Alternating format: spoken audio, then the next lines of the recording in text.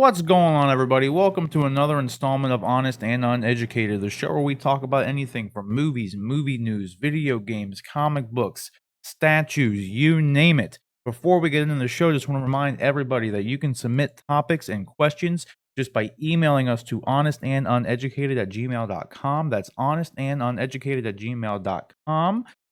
Now, without any further ado, let's get this show started. We got a lot of stuff to talk about today, so joining me is none other than Rick Metz. How you doing today, Rick? I'm doing good, man. How are you? Oh, not too bad. You know, we got some good news today. Well, not today, but we got some good news over the week. Primarily, the return of Michael Keaton as Batman. Now we should probably say right off the top that this isn't a guaranteed thing. There is still they're in talks for Michael Keaton to return. So speculation. Yeah, it's not necessarily a done deal at this point in time. But that's not gonna hurt us speculating on it and what we, kind of would like to see out of it. And if he were to come back as Batman and Bruce Wayne, which that actually has been confirmed, that if he does come back, he is going to be playing Bruce Wayne's Batman, and it's actually going to be a continuation of Batman 89 and That's crazy. Batman Returns. So they're going to essentially, the plan is, assuming the deal goes through, is he's going to appear in Flashpoint as the exact Bruce Wayne Batman character from his original two movies, and they're going to disregard Batman Forever and Batman and Robin. So, which most people kind of do anyway. Yeah. So, I mean, Let's be real. Let's be honest. Most people kind of disregard them as it is, even though they're fun and they're in their campiness to some degree. Yeah. I mean, all the puns from Arnold Schwarzenegger as Mr. Freeze is kind of enough reason to watch that movie. I liked it as a kid a lot. I loved it as a kid. I remember watching it like over and over and over as a kid. That's what that movie appealed to. You know? Oh, for sure. Like Batman Forever was its first step in like half dark, half campy, because like the studio didn't like Batman Returns and how dark it was. And like they brought Joel Schumacher in, who, rest in peace, by the way, everybody, he just passed away. So, and not a lot of people give enough credit to Joel Schumacher. Everyone just remembers him for Batman and Robin and Batman Forever, but he did a ton of other movies. Back in the 90s? Yeah, I mean, I don't remember like off the top of my head what a bunch of the names were, but I remember hearing that name floating around a bunch. I couldn't name any off the top of my head, but I'm sure once I see him, it'd be like, oh. Yeah, like he did a lot of stuff that people actually, that were actually like really good movies. It wasn't just, unfortunately, he was like known for Batman and Robin, Batman Forever, but he did Phone Booth. He did. Oh yeah. What else did he do here? He did Number 23 is listed on his filmography here as a director. Isn't that Jim Carrey? Number 23? Yeah. And then I don't know, like Bad Company, A Time to Kill. Falling Down was probably one that from 1993, which like people love. People probably regard like a lot more so than a lot of other of his films. And then he did like Flatliners in the 90s, and then The Lost Boys. Like he did a lot of stuff. He really did. He didn't just do Batman and Robin, Batman Forever. And like honestly speaking, he did what the studio wanted him to do. Yeah. Like they didn't want Batman to be dark anymore. They wanted to appeal to kids. Let's be honest too. Even as goofy and campy as they were, to me at least, from what I understand, they were really popular, like in the box office. Yeah, they were huge. They were very successful movies. I used to have all the toys. Yeah, it's kind of like hindsight's 2020, right? People look back on them now, and after the Batman stuff we've had, like after Batman Begins, and Dark Knight and all that stuff. Yeah, those ones aren't really as cool and appealing, and they're not as maybe, I don't know, as well made to some degree. But even so, like the movies were well made. They actually were well made movies. Like they big were budget. Yeah, they were ridiculous, but they were fun. Like it was more of like akin to the Adam West Batman, and just kind of the antics that they would kind of have. Yeah. But that stuff aside, with Michael Keaton potentially returning, there's I don't know, not so much hesitation, but it's intriguing because like I said, they have confirmed he is going to be coming back as Bruce Wayne Batman. I don't know, like, for whatever reason, because they're doing the Flashpoint movie, and that's where he's gonna be making his quote Well, unquote first appearance. People were, for whatever reason, under the assumption that he would be playing Thomas Wayne, which wouldn't make any sense for like anybody. Like it wouldn't make sense for them to go get Keaton to do that, considering he's he Bruce played Wayne. Bruce Wayne Batman. Yeah. So I mean, if you're gonna go get an older Michael Keaton, there would be no need to have him do a Wayne appearance, because But that would be more confusing. People always complain about confusing the general audience, and the general audience won't know, like, like they don't read the comics, so they won't understand this stuff, yeah. and like confusing them, having someone play one role and then all of a sudden they're playing a different role, and like honestly, no one's fucking stupid. Like everyone gets it, for the Yeah. most part. Like, yeah, there could be some confusion, but most of the time, it's no different than when you got to switch an actor in a role. It's like jarring for 5 minutes, And then it's like, like, whatever. and then your brain adjusts to it, and you're like, okay, that guy's Dumbledore now, Yeah. because you remember, Dumbledore, that actor died, so they had to replace Or him. Rhodey and like Iron Man. Yeah, and, exactly. They even made a joke about the roadie, and when he came in for Iron Man 2, when Don Cheadle replaced Terrence Howard. Yeah. His first scene, he's just like, "Yeah, it's me. Like, deal with it." Like they made the joke. It Yeah. was like you'd have to know that, like, that's what they were like making the joke of. But yeah, I mean, you adjust immediately. No one cares. Even in sticking with the Marvel world, in the MCU rather, they replaced one of the heroes 3 in Thor. Uh, After the first Thor movie, one of the heroes 3, I think it's Bendril or whatever his name is, the bow and arrow guy, I believe. No, he wasn't a bow and arrow guy. He had like a sword. He looked like a Frenchman with a sword. But like they replaced him in the second one, and no one even batted an eye, because Zachary Levi ended up coming in and playing him in Thor 2 and then Ragnarok. But his only scene in Ragnarok was him dying. But Yeah. regardless, the concept still applies. Like, it's not confusing. Like, it's a bit jarring for like 5 seconds at the worst. And like the only way anyone's gonna pay any attention to it is if the person they got to replace this other actor was just a terrible actor. Then you're focusing on something else, and you're not focusing on, oh, it's whatever. But anyway, My question is though, like, there's such a age difference at this point. Like Michael Keaton was young in those movies and young and sprightly and everything. And now, like, not to be ageist or anything, but it just doesn't seem like it would line up well. And I don't know. right. And that's the thing too. I got a lot of questions. Let's get into the story here. So this was from Screen Rant, and this is the article that seemingly confirms that he's going to be wearing the bat suit. So if anyone wants to go like look at this and read more into it, it doesn't say, to this day we still don't know the extent of it, and the article itself even says like they don't know what the suit's going to be, they don't know to what extent he's going to be in the suit, etc. Like there's still, this isn't even a done deal, so there's still like very little news on it. All we know is that he is indeed going to be coming back to play Batman, and Bruce Wayne Batman, and like we said, the very same Bruce Wayne from Batman 89 and Batman Returns. So, as far as the age thing goes, my whole thing with it, and I'd like to know what you think about this, Rick. If you're going to bring Keaton in to do to maintain essentially his age and bring the Batman 89 stuff into continuity to the DCEU to some degree, because this taking place in Flashpoint would connect the current DCEU to Batman 89 and whatnot, to Keaton's Batman. So it would canonize it to the DCEU in some way. So the DC is just going to end up going, the multiverse route, and just kind of Yeah. have things kind of connect, even though they're disconnected. I mean, I could talk about that forever, but because in the end, with that kind of stuff, it's like at the end of Flashpoint, because a typical Flashpoint story is, the Flash goes back, saves his mom, and then, but like that Flashpoint world that he goes into has Thomas Wayne as Batman, and Aquaman, the Atlanteans and the Amazons are at war with each other, and Interesting. it's just crazy. It's like Superman's pretty much, he's not dead, but he's pretty much dead.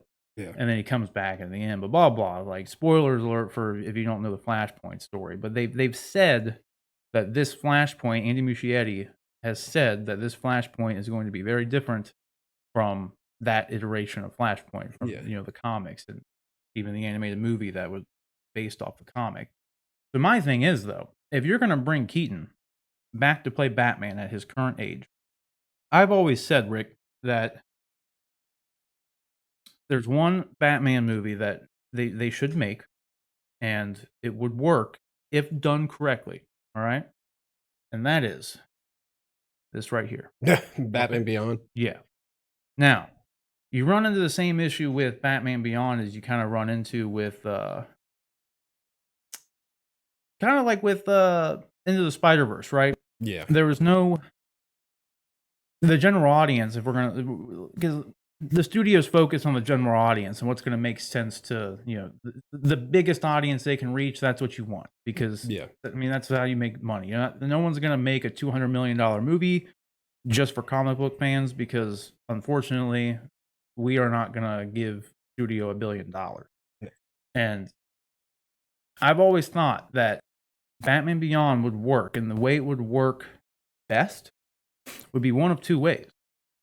One is you get Michael Keaton in because that Oh, lends yeah. people like the general audience knows who Michael Keaton is. Oh, for sure. Yeah. They know if he were to come back and play that exact Bruce, which is what I always would have done. I would have just done. It would essentially be just an age jump. So the next He would have been installment, perfect for that. exactly, and the next installment of Batman Returns would be a Batman Beyond movie, and you pick up if you've seen the way the Batman Beyond shows actually like kicks off. The like the first episode in the world is set up with Bruce is out pretty much on his last mission as Batman, and he knows deep down that he's getting too old for this shit. Yeah. Right? He knows like he's Literally. yeah he knows he's Danny Glover. He's like I can't do this anymore. But he's out doing it because he's Batman, and there has to be a Batman. Yeah. So the show pretty much opens with you see him in his last escapade as the Dark Knight, Yeah. and what ends up happening is he can't fend off the thugs like on his own due to his age. I mean, essentially, so he can't fend them off, and the only way he can like end the bout he has with these thugs is to pick up one of their guns and he doesn't use it, but he has to point the gun at him. Yeah, like force his way out. Yeah, of it. that's the only way he could like end the bout with these these Had to spook goons. him. Yeah, he had to grab one of their guns and like hold him up. And he right when that happened, he knew he was done being Batman. He couldn't do it anymore. And then enter Terry McGinnis and him being the man in the chair for him. Because How like I old was said, Batman in Batman Beyond? Like Bruce Wayne. and Batman Beyond, if I remember correctly, he was somewhere around like Looks like he was in the like. 70s kind of thing. Oh yeah, Like he was definitely. he wasn't older. 60s, like he was like 70s. He was old dude. Like Yeah, he was an old yeah. dude. And but that's the thing when he didn't like you find out later in other installments of like Justice League Unlimited that Terry is actually like Bruce's son. And yeah, like See, I him. didn't watch a lot of Batman. Well, this doesn't happen until later, and there was a 2-part episode of Justice League Unlimited where they brought Terry in, and it was a Justice League show, obviously. So they did Yeah. like a time travel thing, and they went here, and then the final episode of the series, I think it was the final one. They actually do like a kind of a flash forward with Terry McGinnis, so he's like as old as Bruce was when he was like in his prime, so he was like in his 30s or something. Yeah. And it shows him like it's actually really good. I actually liked this stuff, but it had him breaking into like Amanda Waller's house and like finding all these like documents and essentially proving that Amanda Waller and Bruce knew that the world needed a Batman, and they essentially took Bruce's DNA and inseminated Terry's mom with his Oh. DNA, and like his whole life was set up to be Batman. That's so crazy. at the you learn in the when you go back to the beginning of the Batman Beyond series, like you don't know any of this stuff, but he faces a similar tragedy as Bruce does because his father gets murdered. Yeah. So he was set up, and like it was actually like the Phantasm from Batman Mask of the Phantasm, who was initially hired to kill his both of his parents. Like they were, Okay. but she didn't want to do it. Like she ended up banging, like, whatever. But that's the thing. Like he was set up. He has a really cool story when like they wouldn't get into any of that stuff in the first movie by any means, but Yeah. it just like that kind of depth and everything. And some people didn't really like it, but it worked for me, and it just brought like the whole concept of Bruce knowing that there needs to be a Batman is really what made it work. And the way Yeah. they sold it in the show was like he might not be able to do it anymore, like himself physically. But it doesn't mean that Batman has to die. Like, Exactly, and that's why he was like ended up being cool with not so much being cool. He knew he needed to be the man in the chair for Terry and kind of live vicariously through him yeah. because the world needs Batman. Yeah. Like that's the whole point. And like obviously with Crazy. yeah, and the suit for Batman Beyond is dope. Oh yeah. It's super dope. I've always thought that. Yeah, it looks great. And but yeah, going back to to like the age of Michael Keaton, like you were kind of saying, like I would not buy someone with the age of Michael Keaton right now. I wouldn't buy him putting on a bat suit and No. like going and fighting people. Like But Ben Affleck's Batman, for instance, he was able to go toe to toe and beat Superman. yeah. Yeah. I can't see someone in the age of Michael Keaton like Being able to I do wouldn't buy that. no. Like they could do it. I mean you could do it. Michael But Keaton's like what, like in his 60s now? yeah, and I mean that's the thing. If so, my the theory I would have with this is one, they would potentially set up Terry McGinnis and Batman Beyond. Yeah. Like they maybe not do it in this Flashpoint thing, but they could definitely they could set it up to where that's what he's doing. Because they could even if he's going to be in the suit, they could have it be towards the end of his run as Batman, and he knows it, and they could even kind of comment on that in the movie because it just depends on how big this role is, Yeah. which we obviously don't know. I was gonna say it But could be like a cameo appearance for all we yeah, know. but that's the thing. I don't think it's gonna be for one. If it was just gonna be a quick cameo, like for the fans, I think they would have kept this secret. They would yeah. have like kept it very hush hush. It would only take a day of filming, and they could have him in there just Yeah. while Barry's running through time, and just while he's in the Speed Force, just kind of show like a glimpse of him, where he ends up in the Batcave, and it's like Michael Keaton turns around in the chair, Yeah. and then yeah. like that's it. And like that's not something that I think people would be talking about to this degree, No, like no. 'cause there's obviously like these are like good sources. Like this is the Hollywood Reporter and Variety, and credible outlets are reporting this. So like someone in the studio or whoever gave this information up wanted it to be they wanted it to be news. You know, and that's the thing. Like if they want to keep something secret, they typically can't. So I would say like if they're gonna this is probably gonna be a bigger role. There were some rumors going around that they were looking at him to.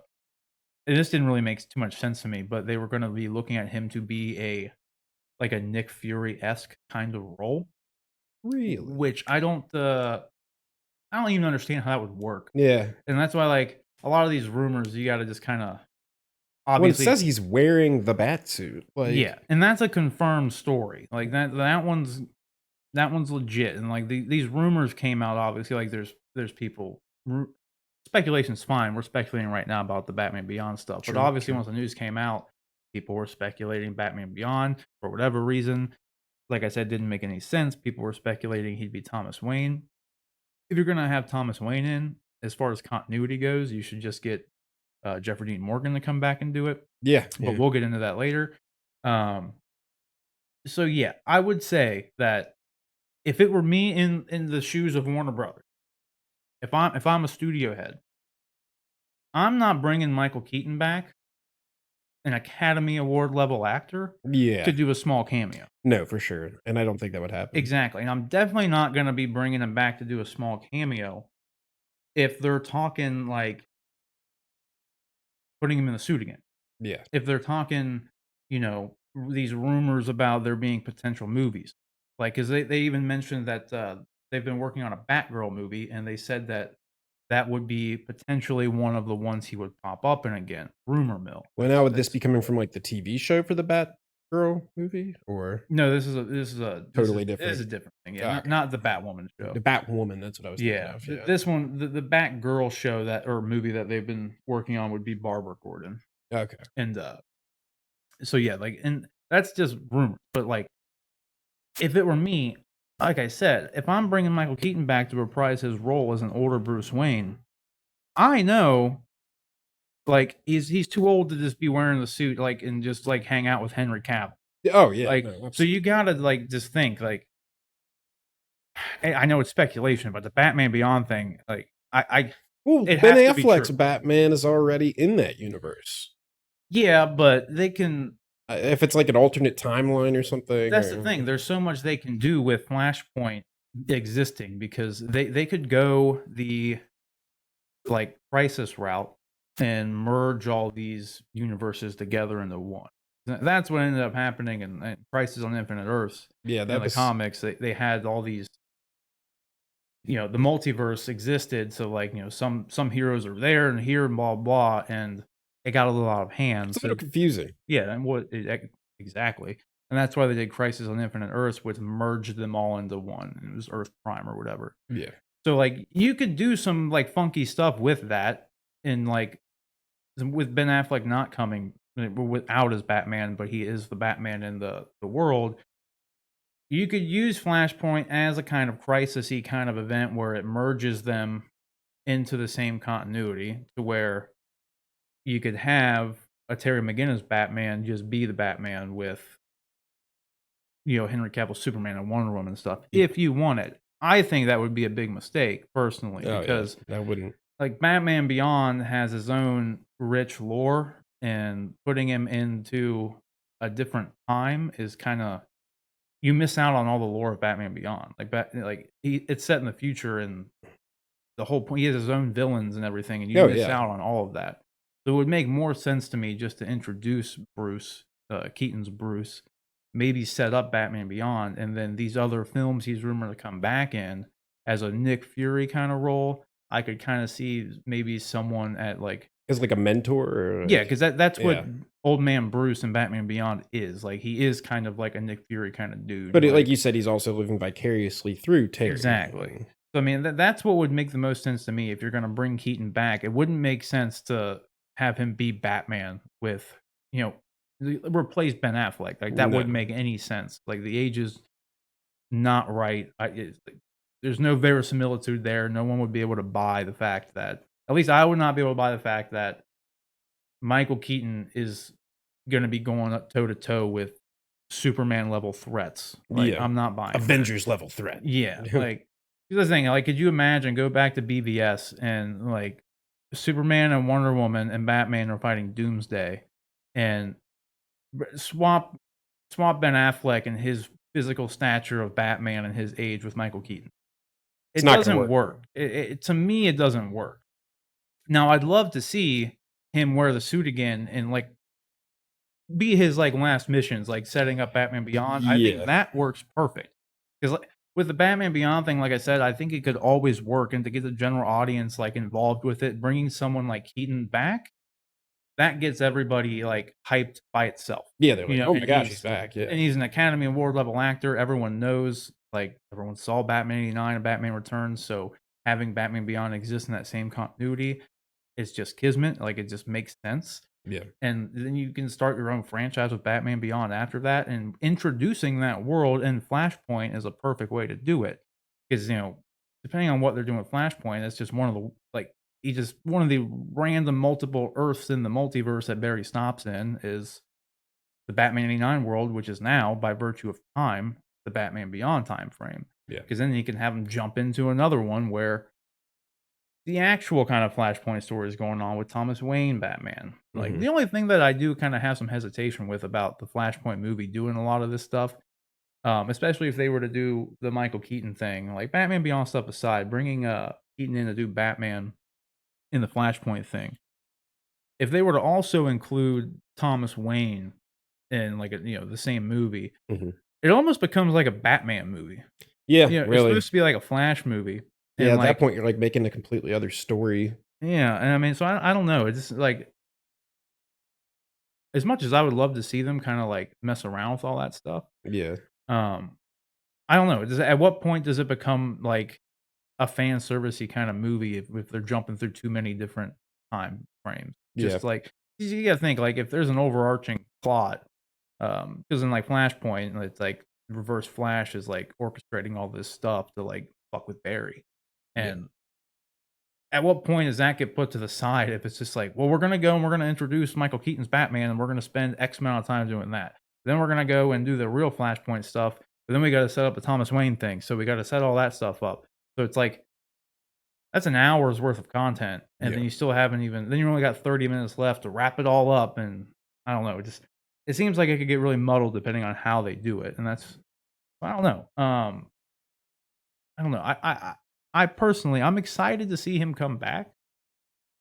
I don't like I said, I'm kinda hesitant on the suit thing just because of his Yeah. age. I could totally aside from them using him just to, like, be the older Batman kinda thing, I could also see them de-aging him a bit. That's what I was just about to Like mention.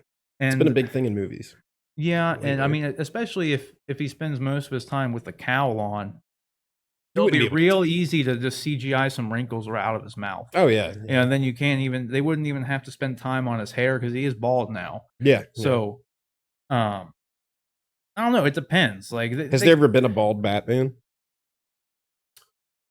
I mean, aside from him just shaving his head, no, I don't think so. Oh, okay. Um, Yeah. I was gonna say I don't think so. not male pattern baldness Batman, like, Yeah. I don't Yeah. think that has happened, like, Yeah. but yeah, there's a lo I mean, there's so much they could do with this, like, I could probably spend, like, an entire episode talking about it and all Yeah. the possibilities that it could bring, but if I had to guess in any way, I think the best thing to do, especially since, like I said before, with Spider-Verse, they were able to, with Miles Morales, Sony was able to bring they were able to get everybody in the general audience on board with another Spider-Man who wasn't Peter Yeah. Parker, and an animated movie, and won, an Academy Award, and was arguably the best movie of the year, is one of the best movies of the year, comic books aside, Yeah. and, like you gotta think Warner Brothers is thinking the same kind of thing, because like, it's not necessarily the same concept by any means, but it's very similar, it's a derivative character, um, based on a very popular existing character, and I think it would kind of work in the same capacity with Spider-Verse. Peter Parker is a very central character of that movie. He's in just as much of the movie as Miles Morales is, Yeah. and having Michael Keaton return as Bruce Wayne and do a Batman Beyond movie kind of works the exact same way. You have an existing Batman being a through line for this new Batman and Terry McGinnis. So that would work. Like I feel like that would work more than anything because I'm finding a hard time wrapping my head around anything else they would be setting up with him coming back. In all honesty, Oh, yeah. Yeah. like because him just coming back just to be a new Batman doesn't make much sense. I guess we'll just have to, like, wait and see. I mean Yeah, not to mention too, the old man Bruce role, like that character in Batman Beyond, it's a fun role. Like he's a dick. Oh, yeah, I Like old remember man from Bruce watching it is as a he's kid. an ass, and like I could see like Keaton being like intrigued by that. Oh, Like yeah, because yeah, like he'd be it's perfect actually for like that. if you actually watch the show and everything, like he's the kind of man It's like a bitter old man. exactly. It's like, when, like, old dudes, like, you see it all the time where you just don't give a fuck anymore. And, like, they go to the gas station wearing their boxers and a bathrobe with no shirt, a cigar hanging out of their mouth. Like, Yeah. they've done everything that not that they've given up. It's Like, just they just don't give a fuck anymore. yeah. They're just they don't care. That's kinda how old man Bruce is. Like, imagine being an old man who knows but you know that you're, like, the smartest dude in the world because you're Bruce Wayne Yeah, and you're yeah. Batman. And now, like, you're angry because you can't be Batman and, like, you know what I mean? And, like, that's kinda how he was. He was just, like, an old dude who he's seen everything. Yeah. Like, he's beaten gods and now he's just old and feeble and he's just mad about being old and feeble, but, like, he still gets up every day and protects the damn city through the eyes of Terry McGinnis. Yeah, And, like, yeah. I could see Keaton being interested in wanting to come back and be that Batman.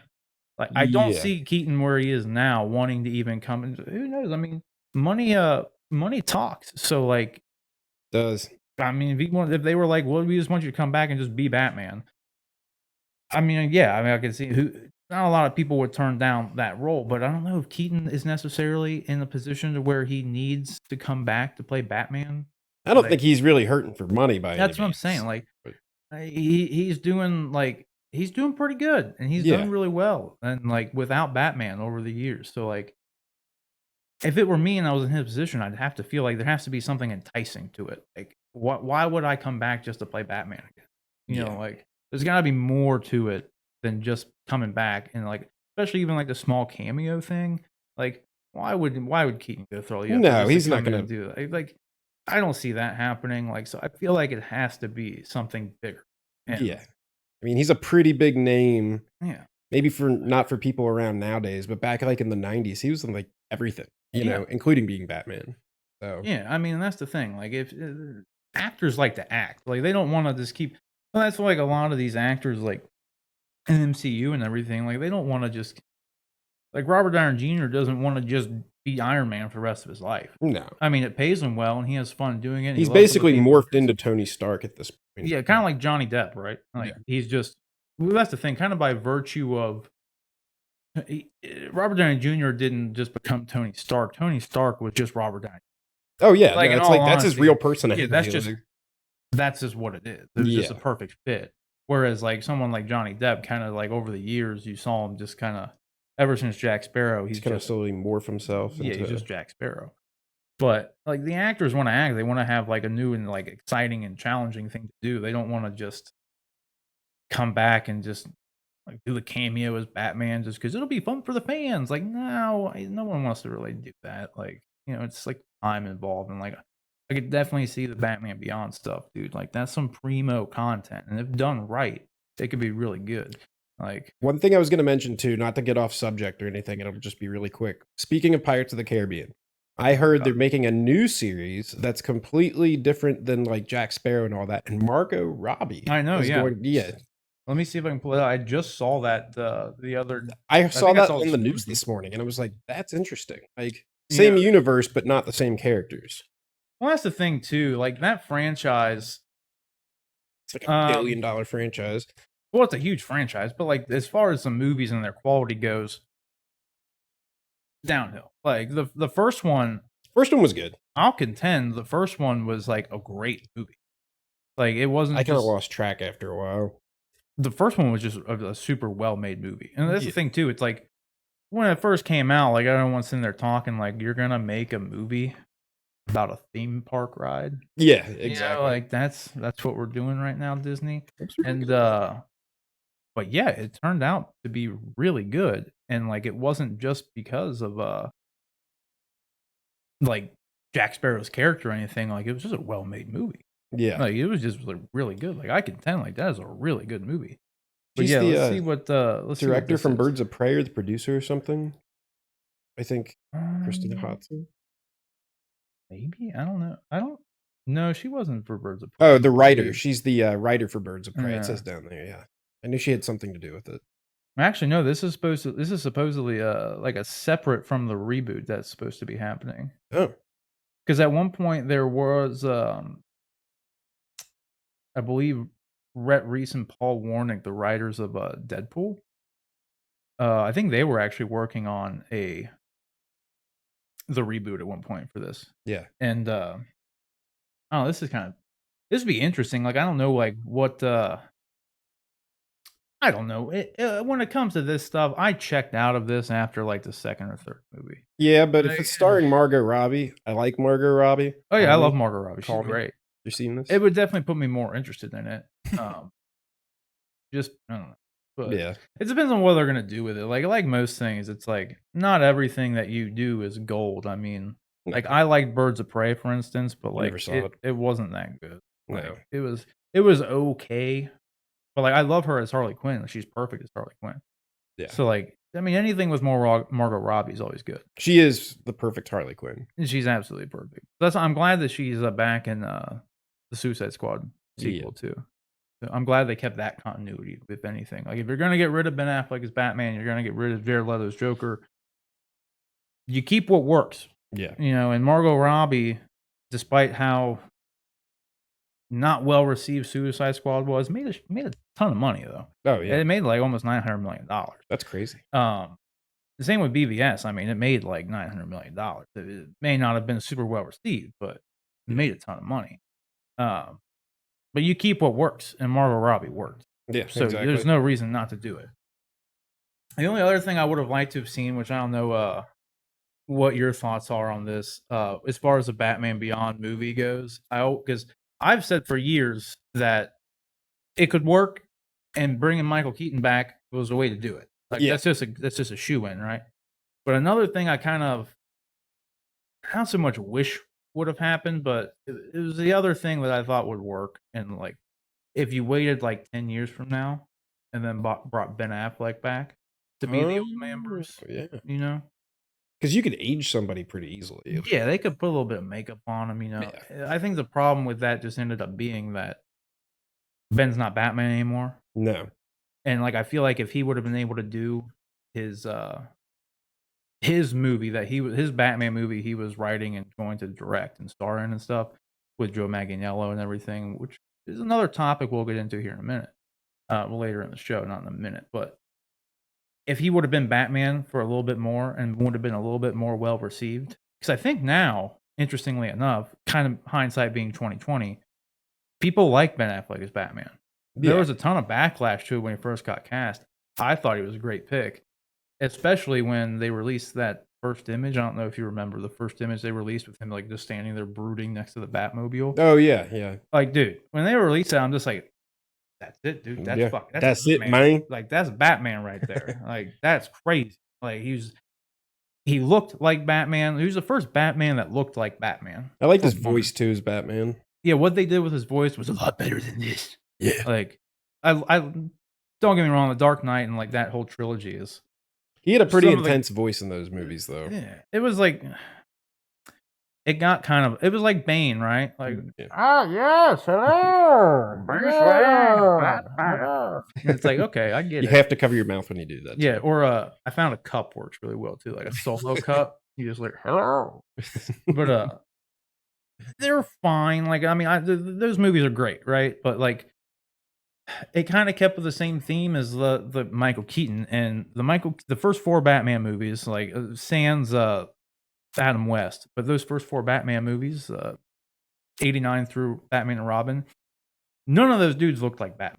They were all wearing the black rubber suits, and they kept the same black rubber suit theme through the entire Dark Knight trilogy. Yeah. And then when Ben Affleck comes around, not only does he the first dude that actually has the physical look of Batman in the comics, being like 6'4" or whatever the hell Bulky, he is, huge brawler looking dude, like a peak human specimen, like Batman has always been described of. Like that's essentially what he looked like in that bat suit. Yeah. But they got the suit down to a T, like the gray with the black. I thought that with was the little ears that actually went the correct way. Yeah. Like they went backwards. That's one thing that always bothered me about the Christian Bale suit. Is it all they go? The ears go forward? forward, and Yeah. I always thought that was like super weird and an odd choice.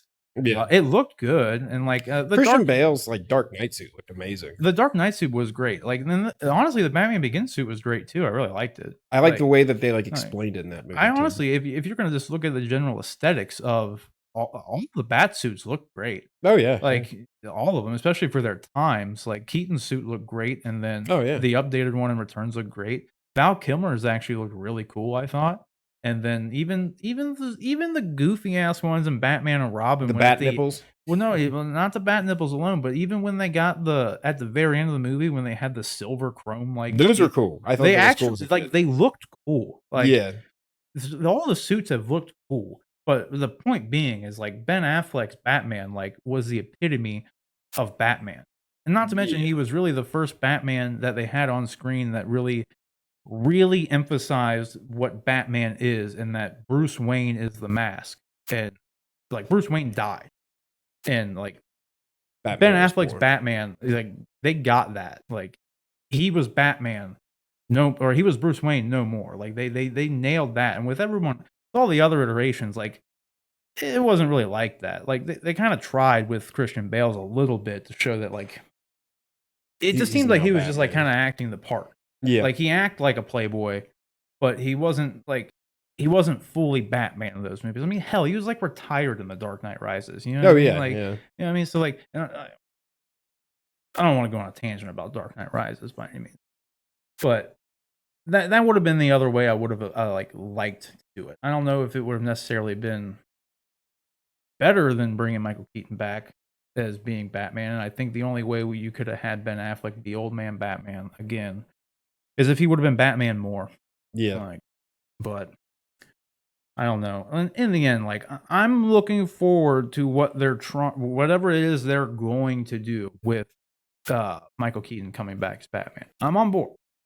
I'm intrigued. We'll just have to wait and see more. So I don't know. What about you? You good? You good with him coming back in general? Yeah, I think it'll be cool. I always liked Keaton's Batman when I was a kid. I had all the toys, the action figures, and I like Michael Keaton as an actor. Yeah. So whatever they decide to do with him, I'm sure it'll be good. Yeah, I mean, he was great as Vulture. I mean, that was a more active kind of role. Yeah. So I mean, I don't know. Michael Keaton might be like in his like early 50s. No, I mean early 60s, late 50s. I mean, he's look it up real quick. I'll Yeah. pull Michael Keaton. take a age. gander. It's more or less though still just like the verisimilitude. He's 68 years old, dude. For 68, I mean, he looks great, but like, I mean, he's 8 years older than Val Kilmer. Speaking of another, you know who else? Speaking of Batman Returns, Danny DeVito, 75 years old. that's insane. You watch like It's Always Sunny know, and that sort of stuff, and you're like, Yeah, I would never guess that. I would never guess that. That's 75 insane. years old. He is 75 years He's old. also really short. Oh yeah, I mean, he's not bad. But I mean, dude. Speaking of Danny, this is completely off topic, but Danny DeVito, dude, Twins. Oh yeah, yeah. I fucking love that movie, dude. Yeah. That's such a good movie. They were talking about making a sequel to that. With Arnold. Yeah, I believe it would have been with Arnold and Danny coming back. Interesting. Oh, dude, I'd be there for that. Oh, I'd yeah. also be there for a Jingle All the Way sequel, dude. Bring Yeah. that back. Are they gonna bring Jake Lloyd back though? Probably not. Yeah, he's kind of hit a rough patch in life. Yeah, but I'd probably stay away from that. Just redo it like a modern version of Jingle All the Way. Yeah, I mean, it could be the same kind of thing. Except it'd all be on like Amazon. Right, yeah. Either way, let's move on here. So this guys, what do you guys think? Do you think are you excited about Michael Keaton coming back? Do you think it's because you think they're actually going to plan for Batman Beyond? Because that's what, if I was in their shoes, like I just went on for like a half an hour, I wouldn't bring him back, and I don't think if I was in Keaton's shoes, I wouldn't want to come back just to do a role that I did 30 years ago, especially at the age of 68 years old. There's got to be more meat to it, in my opinion. Like, so, and I think him coming back as old man Bruce and launching Batman Beyond, there's a lot that Keaton could sink his teeth into with that. So that's where my headspace is kind of at with it. Whatever you guys think, though, if you're just excited to see him in the suit again, don't really care, just happy to have him back, whatever it is, just let us know in the comment section below. All right, so our next topic here today, Rick, is going to be about Tenet's release date being delayed yet again. It's unfortunate for, moviegoers everywhere who are excited to actually get back to the movies, but at the same time, from Warner Brothers' standpoint, and especially Christopher Nolan's standpoint, I know it's disappointing to him because he wanted his movie to be the very first movie that everybody could go back to the theaters for. And, he was really, even Warner Brothers trying to get him to push the movie back to July 31st. For whatever reason, for better or for worse, Christopher Nolan is contingent on this movie coming out in July for whatever reason. But Warner Brothers themselves have even said that there needs to be more than 50% of the theaters open throughout the United States in order for them to even want to release it, let alone let it be released. Yeah. But so I know Nolan's not too thrilled about this. And I'm sure Warner Brothers isn't either, because you definitely want to keep Christopher Nolan happy, because it kind of goes to show you how much control Christopher Nolan has, not just over Warner Brothers himself, but there's certain directors out there who, your Quentin Tarantino's, your Christopher Nolan's, your Steven Spielberg's, these kind of guys who are guaranteed, money makers and, successful creative filmmakers. You want to make them happy. Yeah. You want to do, it's okay for them to have a little bit more pool than, your run of the mill, guy just starting out or whatever it Yeah. may be. So Tenet's getting delayed. Initially, it was supposed to come out on July 17th. It's now being released on July 31st. As you can see here, this is from Variety. Rick, this is a $200 million production, and Warner Brothers and Tenet need it, or not Warner Brothers and Tenet, Warner Brothers and Chris Nolan, especially Warner Brothers, need this thing to make money. Oh yeah. But like I kind of said, Nolan is a proven moneymaker for Yeah. Warner Brothers. So I mean, he was able to make Dunkirk, just some period piece, war movie that had really no action in it. It wasn't. It was just a story movie. Yeah. It was a movie all about character drama, But he's able to make. I think that movie made like between $600 to $800 million, somewhere around. I think it was like 6 or 7 million, 700 million. Jeez. And that's literally just due to Christopher Nolan's name being attached to it. Yeah. And when you have someone like that, and that's a thing that even someone like Tarantino, highly regarded, amazing filmmaker, but he doesn't even have that kind of economic pool as Christopher Nolan does. No. Like his movies are always well renowned and they're always great, but not all of them are huge moneymakers. Like it just is what it is. So I know this is a big kind of disappointment that the country isn't in a place where it can be for Warner Brothers to even consider it being released now, because it got pushed back from the 17th to the 31st, and now it's being pushed back into August. That stinks. So it's coming out August 12th. Like I said here, this is on Variety, and they still. Warner Brothers is committed to bringing Tenet's audience in theaters and the big screen when exhibitors are ready and health officials say it's time. So again, like I said, they don't have any control over this. The state of the world just isn't where it needs to be right now, and this movie costing $200 million, they need to see a return on it. Oh, for sure. And it's not a good idea for them to be releasing this in July as it stands now, unfortunately, for everyone who's excited to see it.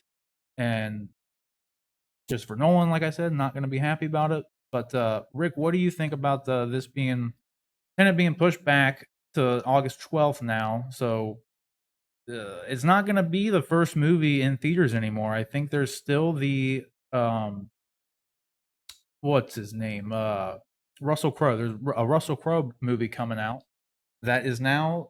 It was already going to be launching on July 1st, so it was going to beat Tenet, but it's not a big blockbuster kind of movie. It's actually pretty. You should watch the trailer for it. I'll have to pull up the name for it because it actually looks pretty good. Yeah. He's just like, it's literally about Russell Crowe as this dude who essentially he has one bad day, right? Oh, like, yeah. I don't know if you've seen. I've seen the trailer for Yeah, that. like he road rages like this lady, and then he Yeah. just like tracks him down and like Goes like postal, basically. yeah, and like it actually looks really good. Like, It does. It's and I'm actually excited to see that movie because you never really get to see Russell Crowe play a bad guy, No. and he's playing like just a crazy, just loose cannon kind of dude. Yeah. And it's totally believable because those people exist out there.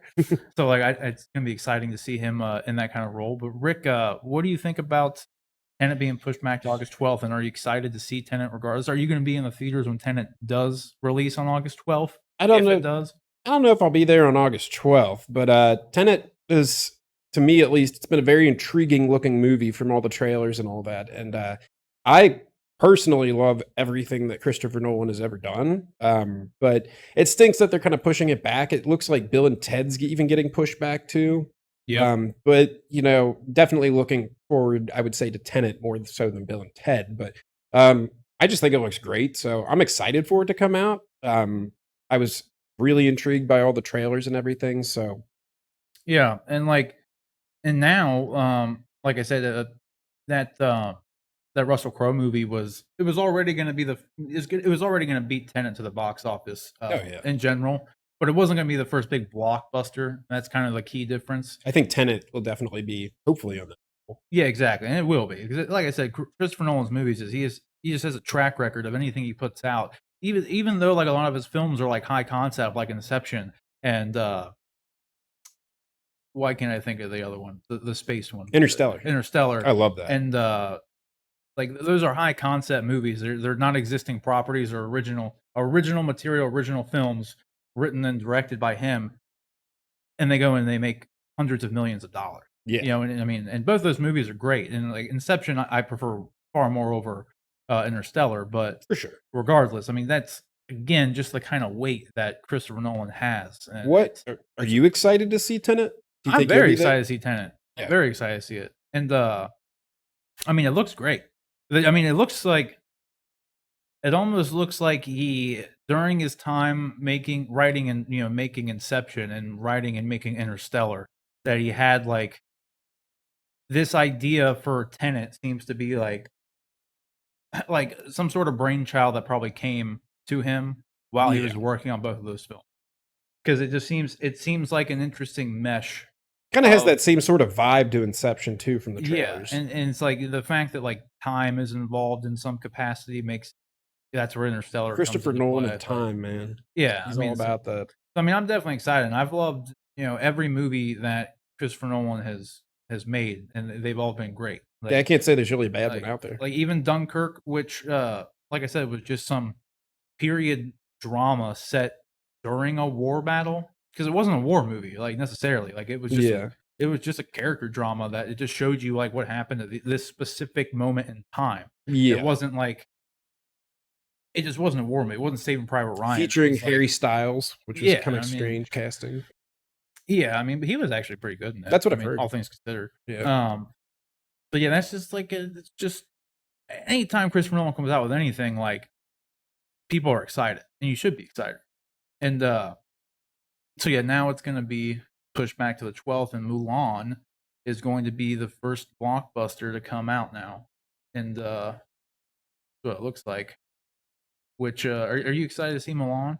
I saw the trailer for it when I went and saw, forget what movie it was, but I saw the trailer way back, and yeah, I mean, it's not something I'm like super hyped about by any means, but it's an interesting take on the animated film. Doing the live action, which they kind of been doing that with a lot of the movies lately. So. Right. I mean, it looks their live action stuff's been kind of hit and miss. Some's been better than others. Like I thought Aladdin was actually pretty good. For what it was. Beauty and Beast was okay. Yeah. Aladdin, I heard, didn't get like the best like reviews, but Aladdin did great, dude. Aladdin made over $1 billion. Really? Yeah, Aladdin was. Get this. Aladdin was, Will Smith played the genie, right? Sure. And Will Smith is a huge movie star. Yeah. Like, Aladdin was the first movie of Will Smith to make over $1 billion. That's insane. Isn't that crazy to think of? Like, he's got so many other good movies. He's just been in so many big properties, like Men in Black, Independence Day, all these like big, big popcorn movies. Well, he's a leading actor too. Yeah, it's like none of his movies that he's been in has ever crossed the $1 billion mark, and then boom, $1 billion. He does it with Aladdin. I mean, it's not normal. Everyone expects movies anymore. Just like if they don't make $1 billion, it was a failure. Which there's not a lot of movies out that have made $1 billion. No. People need to get that out of their head. A movie making like $500 million is a win. I mean, if you spend $200-300 million making it, then no, it's not a good spend. But you shouldn't be spending $200-300 million on every movie. That's kind of the biggest thing. So with this too, it looks like the Russell Crowe movie I was talking about is called Unhinged, by the way, and that is actually getting pushed back. Unhinged, yeah, Unhinged, and that's getting pushed back to I think July 10th or July 17th here it says too. So even that was supposed to come out July 1st. Now that's coming out July 17th. So everything is kind of getting pushed back, and really that's just because they're not going to make money right now. So I mean, I can't blame them. It's unfortunate for moviegoers and for these studios, but at the same time, the studios need to be smart, and they know that releasing these movies on video on demand, is not a good idea. No, like there's always people out there who just we'll just put it on demand. Like, no, you don't make $1 billion with a video on demand. No, like it doesn't work out. Like that's not how it works. John David Washington, he's the leading role in Tenet. right? Mm-hmm. Yeah. Yeah. His acting looks great in that so far. It all looks great, yeah. Yeah. And that's the thing that probably has me most excited about this movie, other than the fact that it's Christopher Nolan, and like the trailers have just looked good in general. Yeah. But did you ever see Black Klansman? I did not. Klansman. Black Klansman. That movie was awesome, dude. That was probably my favorite movie that Adam year. Driver was in that? Yeah, Yeah. Adam Driver's great. Yeah, he's a great actor. But John David Washington was leading that, and like that was kind of like his big movie, right? And like that was my favorite movie of the year, like I said. And like, dude, that movie's awesome. You should totally watch it. But he's amazing in it. Like, and that is what's got me like the fact that he's in it is what has me excited about it more so than just it being Christopher Nolan, and especially Batman's in it, Robert Pattinson. So like, I'm excited to see that too. And you know, one Batman director in Christopher Nolan is now directing another Batman and Robert Pattinson. So like, that's gonna be fun to see just in general. And fun fact, I believe if it wasn't the first day, I think it was in at least the first week of Robert Pattinson filming Tenet is when he found out he was going to be playing Batman. Oh, no kidding. Yeah. So I mean, that's kind of a I don't know. It's I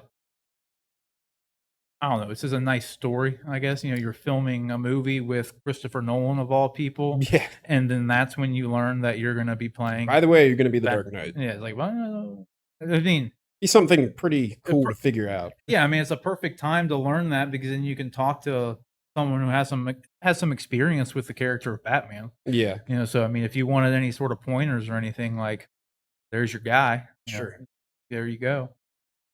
So yeah, I mean, it's definitely a bummer that this is getting pushed back, but it makes sense, and anything to kind of keep keep everybody safe, and that's kind of the most important thing right now, obviously. And with the numbers spiking, especially as they have been. Yeah. I mean,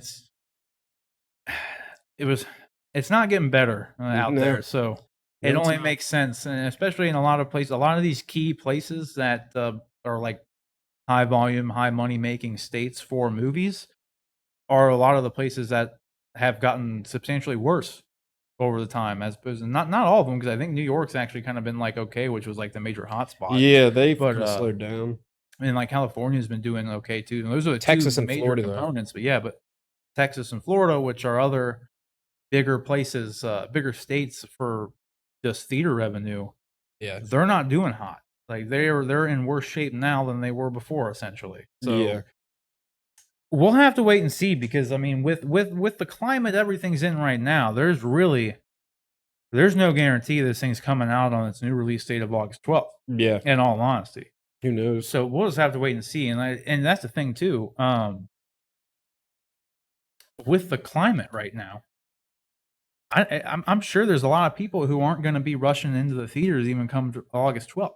Yeah. Which is kind of one of the main things that everyone's like, what the state officials and the government allows aside, whether it's 25% capacity or 50% capacity in these theaters and these venues in general, it's mainly like, is the audience going to even go?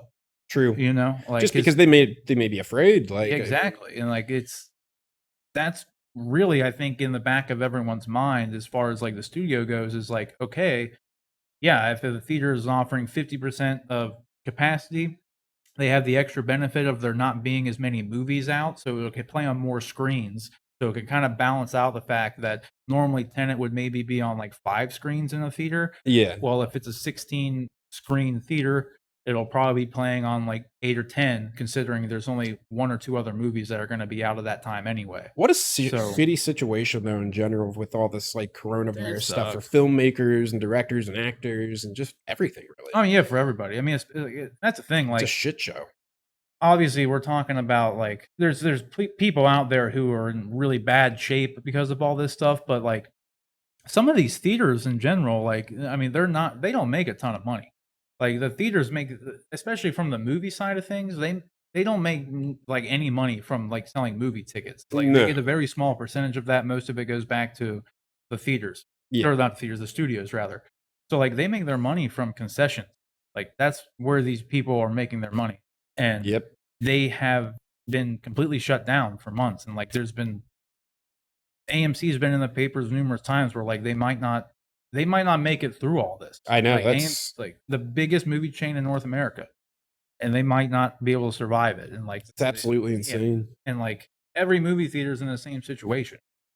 So like, there's obviously people hurting a lot worse out there, but I mean, it's the same kind of concept. Anybody, any organization or anything that has to essentially be to go under in a situation like this is unfortunate. And Yeah. especially if it's for a company like AMC, who, in my opinion, is probably the best movie going experience right now. Yeah, definitely. Like, I mean, the AMC, what is it? The A list, like, is great. Like, you know, being able to pay like $20 a month and you get to see 3 movies a week. Yeah, that's I mean, that's, and other theater chains have like similar plans like that now. But to this day, the AMC plan is still the best one for your buck. yeah. Because like the Regal, It is a one good has- deal. It is. It's a super good deal. But like the Regal one, like I know there's like some hidden fees you got to pay, like a surcharge for, like if you're going Yeah. to see an IMAX one, it's more money. But like AMC, it doesn't matter what movie it is, what kind of screen it's on. It's you pay $20 a month and you get to see 3 movies a week. Yeah. End of story. And it works out for them because you're going to the movies more and You're you're buying spending more more on concessions. concessions, yeah. Exactly. Especially when you buy those popcorns, you might hate paying $10 for popcorn, but like that's literally the only way they're making money. Because like, especially with the A-list plan they have, like they technically speaking, they're selling more movie tickets than, like, if 50% of their people go in to have A-list, Yeah. they're not getting $10 per ticket from you. So you're giving them $20 a month and you can see 12 movies. Mhm. So I mean, that's a big difference in price there for them as far as Is that the ticket limit? sales go. 12 movies? Yeah, because you can only see 3 per week.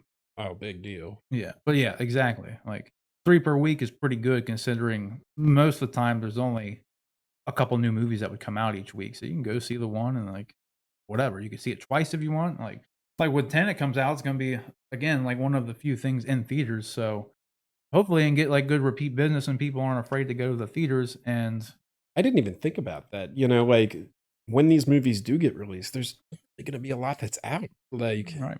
that's crazy. Which again, that's like the main benefit they have going for them, right? Because like I said, if there's a 16 screen theater, there's only going to be like 3 movies out. Like normally a 16 screen theater would probably have like, you have pretty much up to like 12. 10 options or something, even more Yeah. movies out at a time.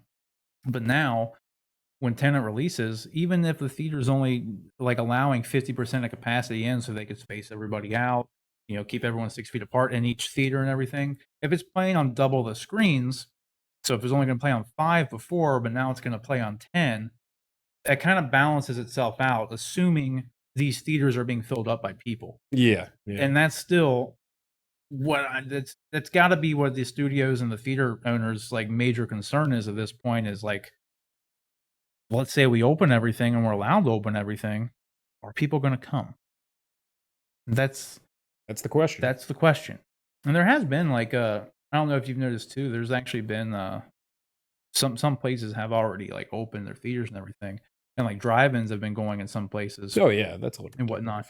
But like right now, before these big major releases come in, what they're doing is like playing like old movies. Okay. So like you can go and watch like Empire Strikes Back and like That's pretty cool. Jurassic Park and like Dark Knight and like all these things. You can go back and see them like Lord of the Rings and stuff, you know, like, which is good because I mean, them doing that gets people reintroduced to wanting to go back, you know? Yeah. Yeah. It's not obviously never going to be as enticing as seeing like a new movie, but going back to see, I don't know, I'd like to go watch like Lord of the Rings again on the big screen. Yeah, Like, yeah. after Like any the of the original Star Wars original trilogy. Star Wars, yeah. Like I would consider going out for that. I don't know if I'd be going out to do it right now in a closed theater room, but I'd totally be cool with going to a drive-in. Like, Yeah. but I don't Yeah, know. the drive-in would be totally different, I feel like. Yeah, exactly. So, but yeah, we'll just have to wait and see. But guys, what do you think about Tenet being pushed back to August 12th now? Do you think even if it's able to hit that August 12th release date, do you think enough people are going to be going to the movies to even justify them releasing such a big blockbuster like this that needs to make the studio some money? So, I mean, if say this opens August 12th, are you going to be in the theater on August 12th to see Tenet? Just let us know in the comments section below. All right, Rick. So our next topic today is going to be back in the Batman world. There's been a lot of Batman news lately, which I'm I'm never going to be complaining about because Batman is my favorite superhero, so I'm fine with it. But not necessarily Batman news as far as Catwoman news right now, because Zoe Kravitz was recently doing an interview here, and she was asked. It was about a show that she's doing on Hulu right now, I believe. But she was asked about her role as Catwoman and Robert Pattinson as Batman. So I'm going to skip down. This is from Variety. If anyone wants to read the whole thing, I'm going to focus on the 2 segments where she was actually talking about the Batman stuff, because that's the stuff that I'm going to cover and Rick is going to cover here. Sure. And but it was some good stuff. And Rick, I'm going to get your thoughts on this too. I'm going to read a couple of these segments out for you. So I'm not sure if you got to read the whole story or anything on it. Yeah. It wasn't like a whole lot of like super amazing news by any means, but there was some good stuff in there that she said. So figured we'll talk about it right here.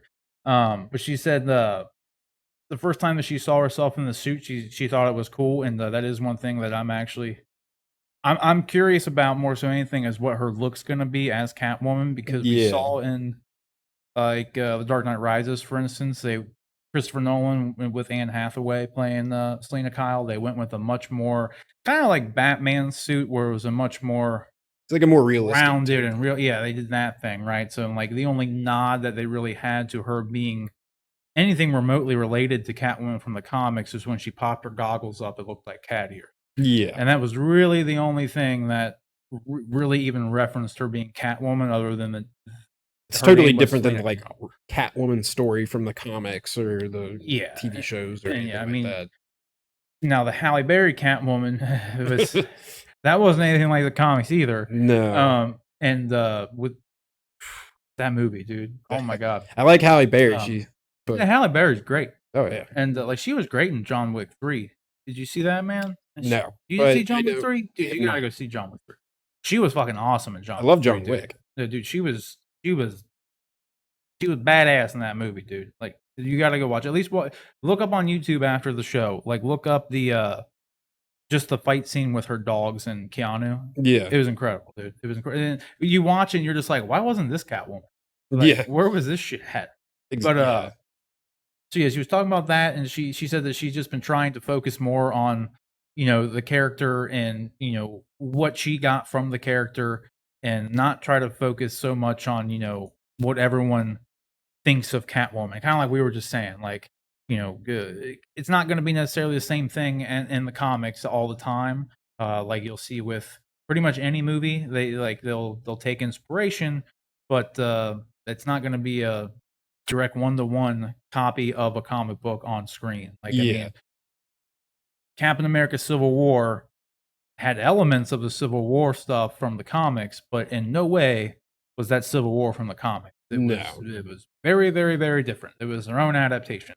And it's good. It's always good for someone to not dwell too much on, what the fans want to see, and like worrying about letting people down and like all that kind of stuff. So she was just focusing on, the script. She essentially says that she loves her suit, and which, like, again, I'm just more curious about what she's going to look like in the suit, just because like the costumes are always cool, man. Like, they're just always cool.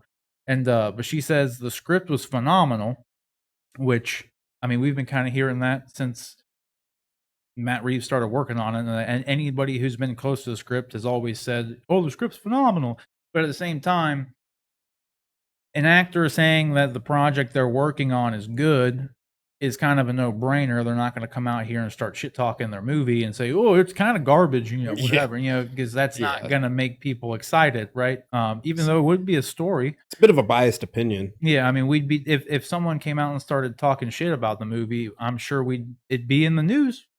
So we'd have some stuff to talk about, but so it is what it is. Like, obviously, she's not going to say anything bad, but she got asked if she had spoken to Michelle Pfeiffer or Halle Berry. She said she had, and like nothing exciting really. Just they wish her luck, essentially, to summarize. But then she was asked about why is Robert Pattinson perfect to play Batman. And I'm going to read this real quick. She says, first of all, he's just a really good actor. He started out as this kind of teen pop sensation, and then I think we all kind of saw through his work that there was a lot more going on, which we did. If you see his other films, like he's come a long way since Edward Cullen, Yeah. and yeah. So then we have or no, he's a really interesting artist, and that is very much Batman in a way. We have the illusion of Bruce Wayne, and then we have Batman in the shadows, and that has a lot, or that has a lot more complicated things going on. And Rick, that line Yeah.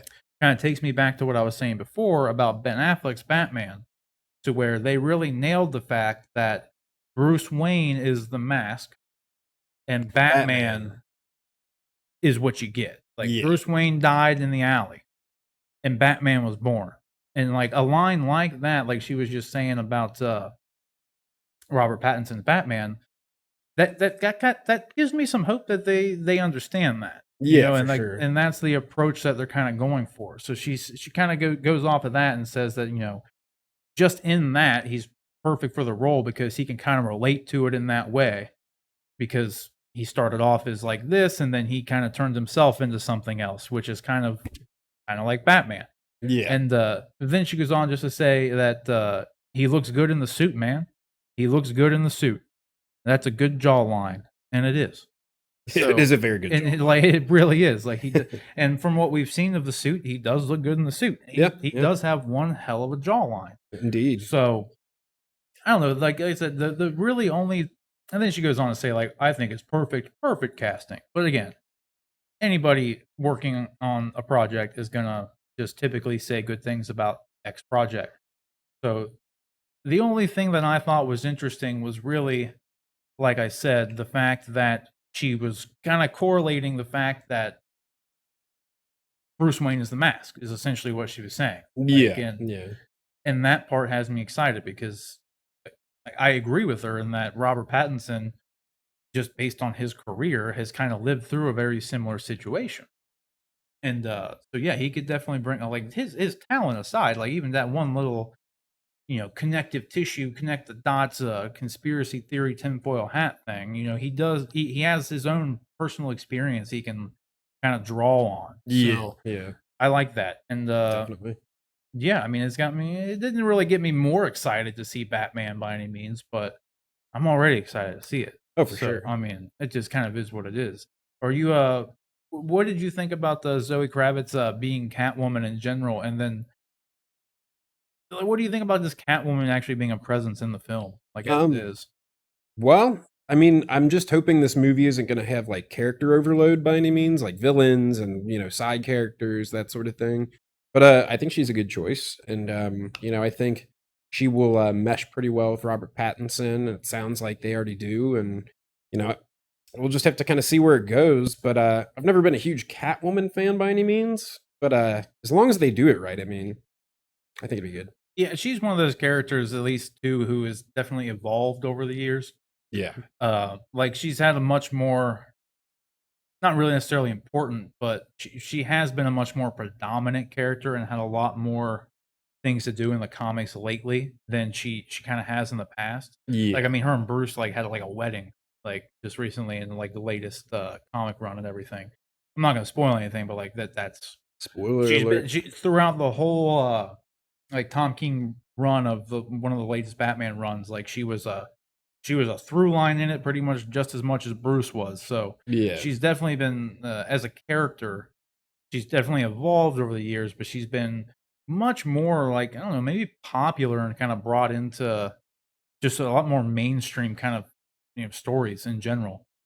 So I definitely share your concern with the overcrowdedness of the villains and stuff, but like Catwoman is definitely like, she's like I said, she's evolved and she's not going to be a villain. No. I mean, no. I don't know how much she's going to like not be a villain. She's going to be like, I imagine the more like anti-hero. I was kind just of, about to say that. Yeah. but I'm sure she's going to be in it, and I would imagine they'd be going more of the romance route for Bruce as opposed to her just being, I don't know, kind of like Michelle Pfeiffer's Catwoman. Like they Yeah. kind of touched on the romance thing A little bit. but Yeah. she was also just kind of crazy. Yeah. And then Very like much so. same with Halle Berry on a side, but with Anne Hathaway's, they kind of did the same thing with Michelle Pfeiffer's, where like she wasn't crazy, but she was just there, and there was like a hint of the romance thing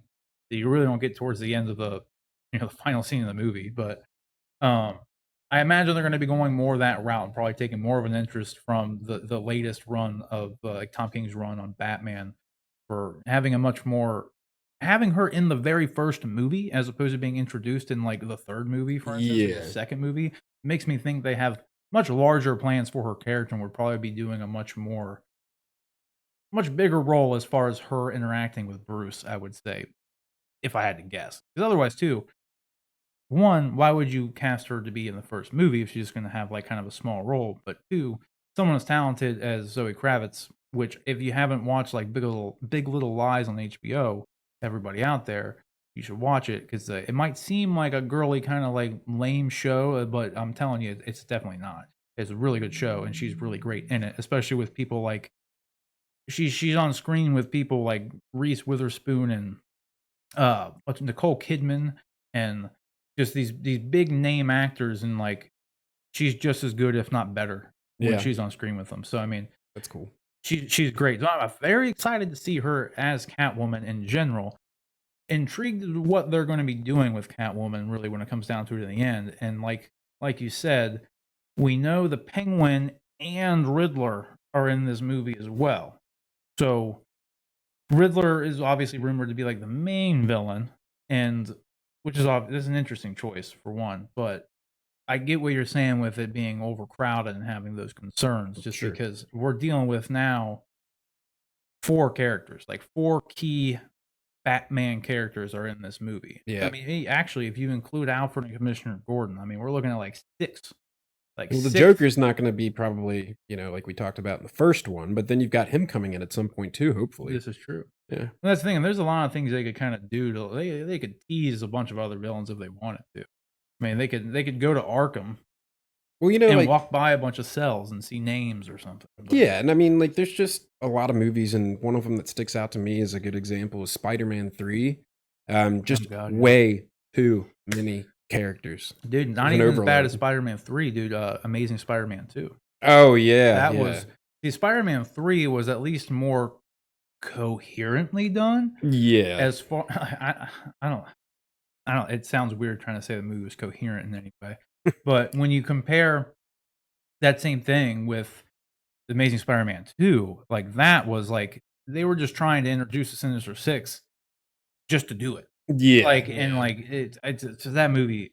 That movie like bums me out because I really liked Andrew Garfield as Yeah, I Spider-Man. thought he was a good Peter Parker. Yeah, he was really good. He was a better Spider-Man than he was a Peter Parker. Yeah. His because they really changed Peter Parker. He was like a cool Peter Parker. And he was like a handsome. He was a skateboarding Peter Parker. I was about to dude, say, you know what I yeah, mean? like skated. Like, yeah, it wasn't really Peter Parker, but as Spider-Man, he was great. It was like he did the quips, like Mhm. he was sarcastic and he was annoying, like to the people he was fighting, which was like yeah.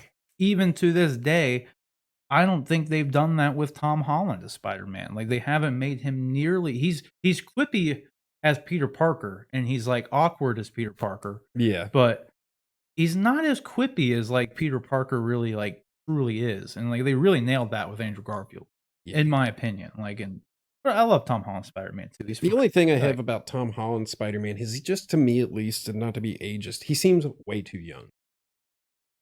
And that's just me. I mean, But they put him in high school. yeah, It's just kind of the setting. true. Yeah, I mean, like He I don't know. looks very young as Peter Parker. He does. I mean, he is like Like, he looks 20 like a kid. he's like 23 years old. I know. He definitely doesn't look like it though. He doesn't look like it. I mean, that's why they can get away with him playing a 17-year-old.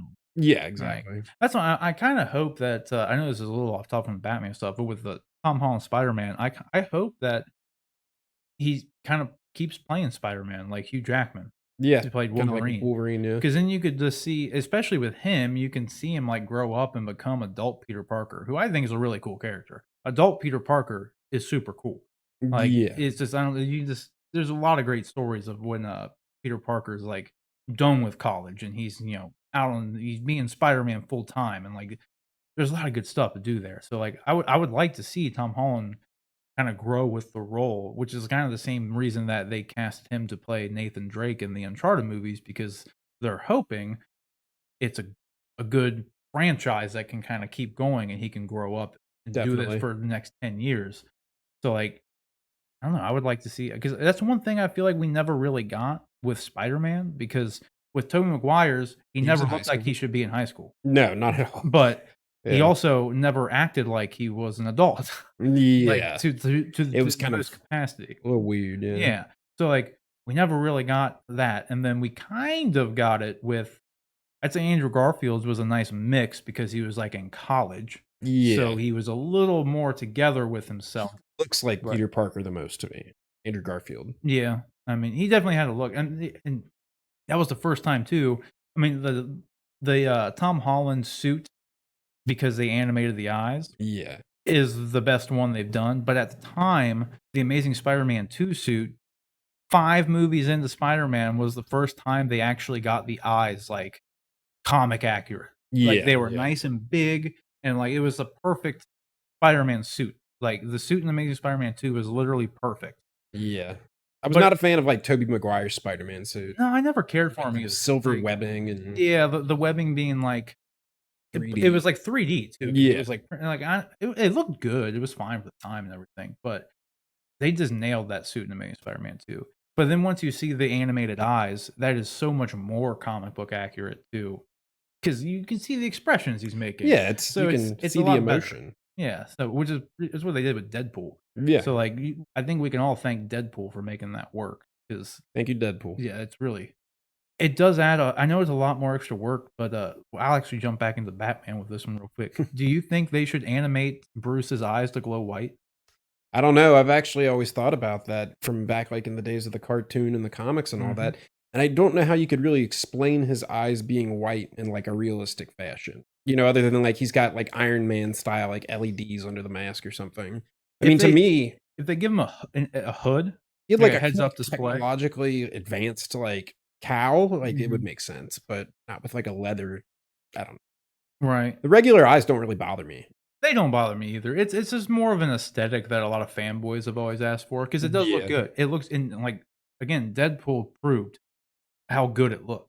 I always thought No. it was funny too in any of the Batman movies. Like he's always got black around his eyes under the mask, but when he takes Right. the mask off, He the black's doesn't. not there. Yeah, exactly. Yeah, Like, he is that doesn't- built yeah. into the mask? When he Like, takes it off, he should look like a raccoon. exactly, but he yeah. doesn't exactly.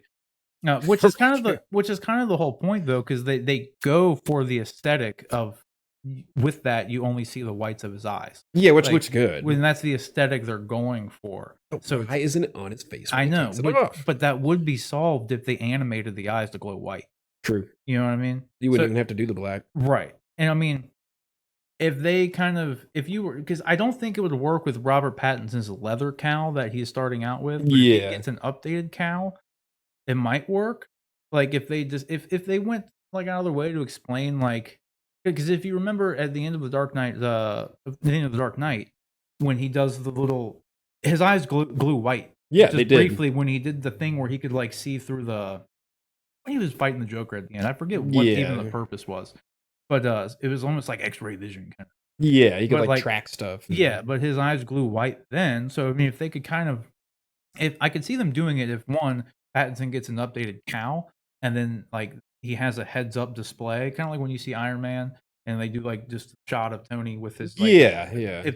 If they explain that his new suit has a heads-up display because of the goggle things that are covering his eyes, and in turn they glow white, that would make sense. Yeah. Yeah, that would make sense. And that's not really too far fetched either. With Right. technology nowadays. Yeah, it would make sense to some degree. But you're So- talking like having his eyes animated like Deadpool or something. No, where it's they like- shouldn't do that No, okay. because That would be a little unrealistic. yeah. Because with Batman, I mean, I don't know because in the animated shows they do make his eyes expressive, Yeah, he's got quite a and bit of they're glowing expression. white eyes, and they are expressive. Yeah. Normally, he just kind of sits straight face though, so you don't see it too much. He just kind of deadpans everything because he's Batman. Yeah. But 'cause that's another thing. Like, I do think if it's kind of a kiss curse kind of situation because if you animate the eyes, you kind of have to go with adding expressions Yeah. because if you don't add expressions to it, then you lose out on seeing your eyes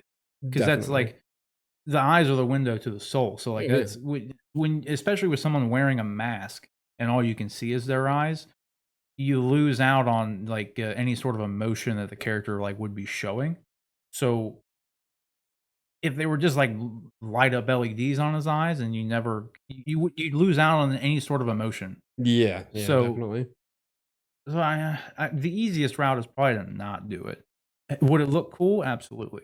I think even maybe if they just kind of had it in there, kind of like they did for the Dark Knight, like if he's doing something like sciency or techie, like if he needs to be able to see, goes into detective mode like in the games, right? If you Yeah, go into a mode like that and like some little things pop down over his eyes and they pretty glow cool. white, or like maybe it could be like a night vision thing. So when he's out on the thing, he just pops it down and then turns on and it glows white. Yeah, It would be a cool aesthetic. I mean, because it would look accurate. But I do think though, like long term, if you don't animate them, you lose a lot of emotion that you would yeah. gain from the eyes. Well, and the mouth isn't nearly as expressive in that sort of situation, I feel like, as the eyes would be, and, Right.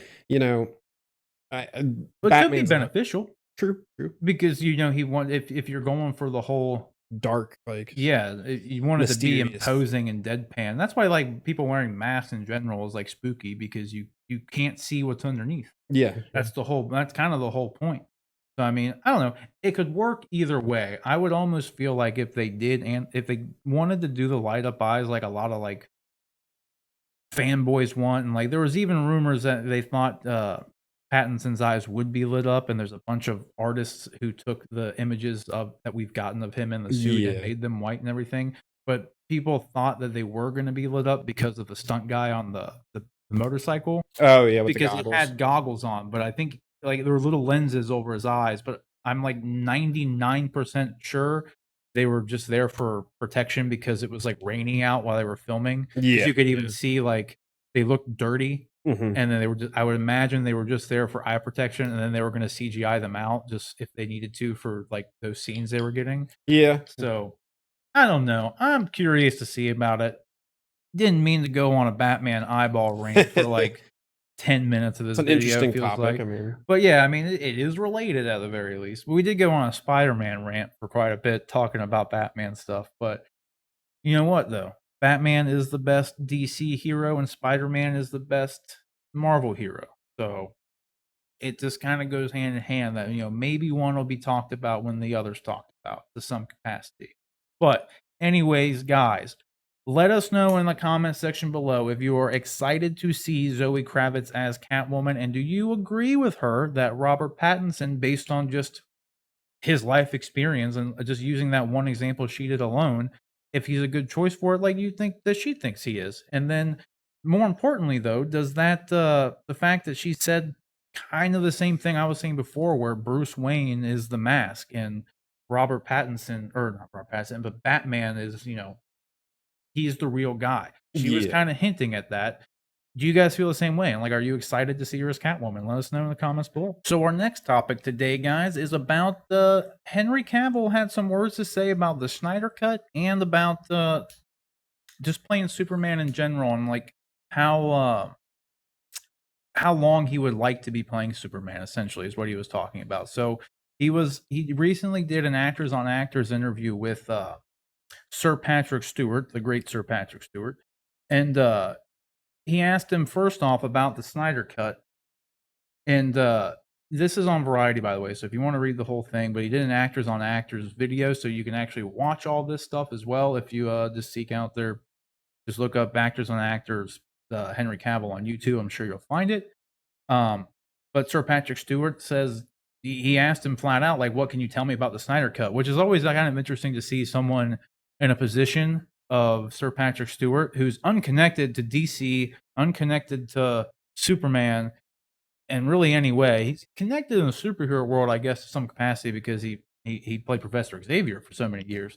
But at the same time, it's interesting to see how far of a reach that this news actually had, like for the Snyder Cut itself. Just the fact that like Sir Patrick Stewart would even think it was something worth, just that he even knew about it to ask about it is just, I think, kind of a fun thing, just in general.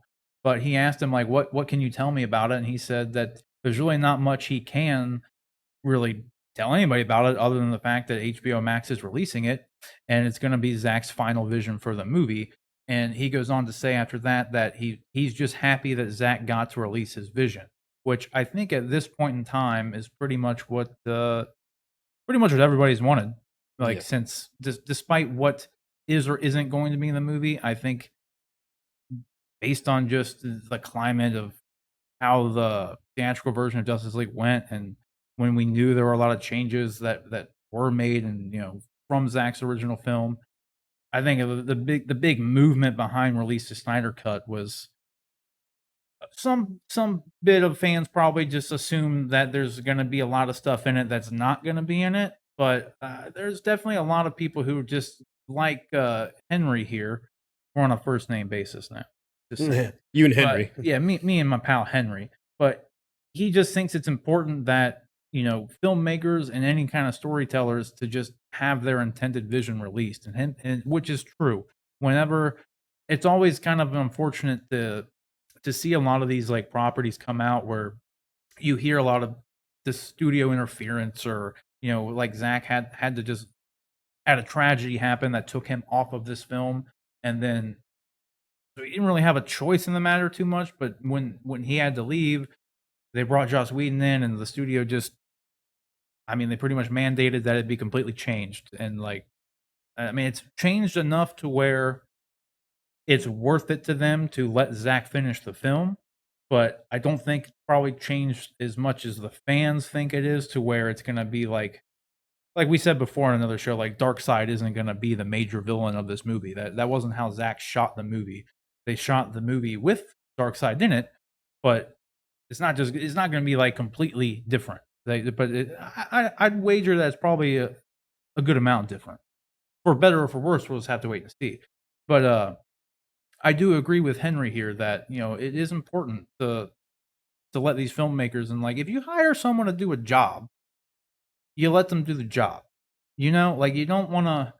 What is the point of like like Rick? If I were to hire, let's say you were going to hire Christopher Nolan to make a movie, Yeah. you going to come in and like mandate what Christopher Nolan does? No, You're going to come absolutely in and not. tell him what to do? No, Like, no. absolutely not. And like, not saying that's necessarily what happened with this. Like I said, this is a bit different of a situation because Zach had a tragedy happen and he had to leave the film. But like in the end, the same thing's occurring to where he's being able to release the film and finish it the way he intended it to be finished. So like, and there's a lot of situations like I'd kind of like to see how Josh Trank's Fantastic Four would have ended up being if he actually got to make the movie that he was hired to make. Yeah. You know what I mean? Like instead of the Fantastic Four movie we got. And like I agree with Henry in that situation where it is important for just to creative people to be able to express and finish their work, because I mean, in the end, it's not cool. Like it's just not cool if Warner Brothers wanted Joss Whedon to direct Justice League, then they should have hired Joss Whedon to direct Justice League. Exactly. You know what I mean? If they wanted a Exactly. completely different movie, make that stuff happen before you start filming the movie. Kind of like with Exactly. Star Wars, right? Like, and at least I'll give them the fact with like episode Rise of Skywalker, right? They completely changed course and decided to throw away everything that JJ and Ryan Johnson did in Force Awakens and Last Jedi, and change the whole thing and just try to please fans with Rise of Skywalker, right? And I'll give them at least credit that they didn't just fire Colin Trevorrow from it while he was in the middle of filming it. He at least had like a year or two notice to know that he was, not going to be doing it anymore. But at the same time, the concept still applies to where if you're going to hire Colin Trevorrow to make that movie and he writes the script, stick to your plan. Yeah. Like, don't be reactionary, and just because you've divided your fan base because you didn't have a coherent plan or whatever the result may be, like let Josh Trank make his movie. Like you hired Josh Trank to make the movie, let him make the movie. Exactly. And it's just, I don't know. It's good. It's just good that Zach's being able to finish what he's doing on that level.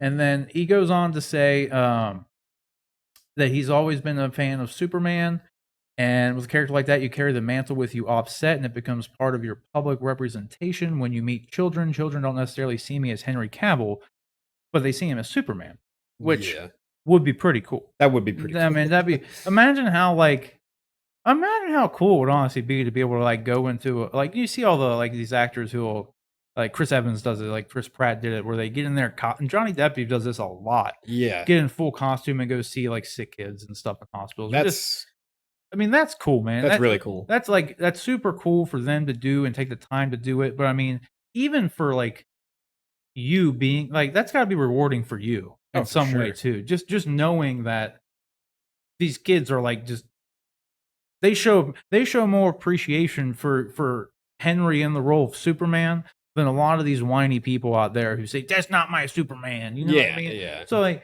even on like a selfish level to some degree, like it's got to be nice. They like, just really appreciate it. yeah, like and to just know that like there are definitely for anyone just like that you're touching someone in a good way. You know what I mean? Yeah. You're reaching someone in a good way, touching someone in a good way does not sound good. Like doesn't sound good.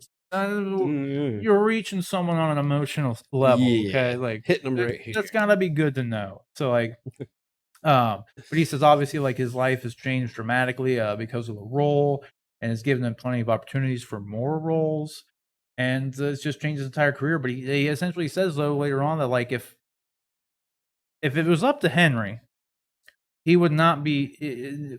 We'd see He'd be playing Superman until he dies. Pretty much is Yeah, where he stands on it. So like, Rick, you're hearing all this great stuff about Henry Cavill being just a stellar guy, sure. fantastic dude. What do you think about the one?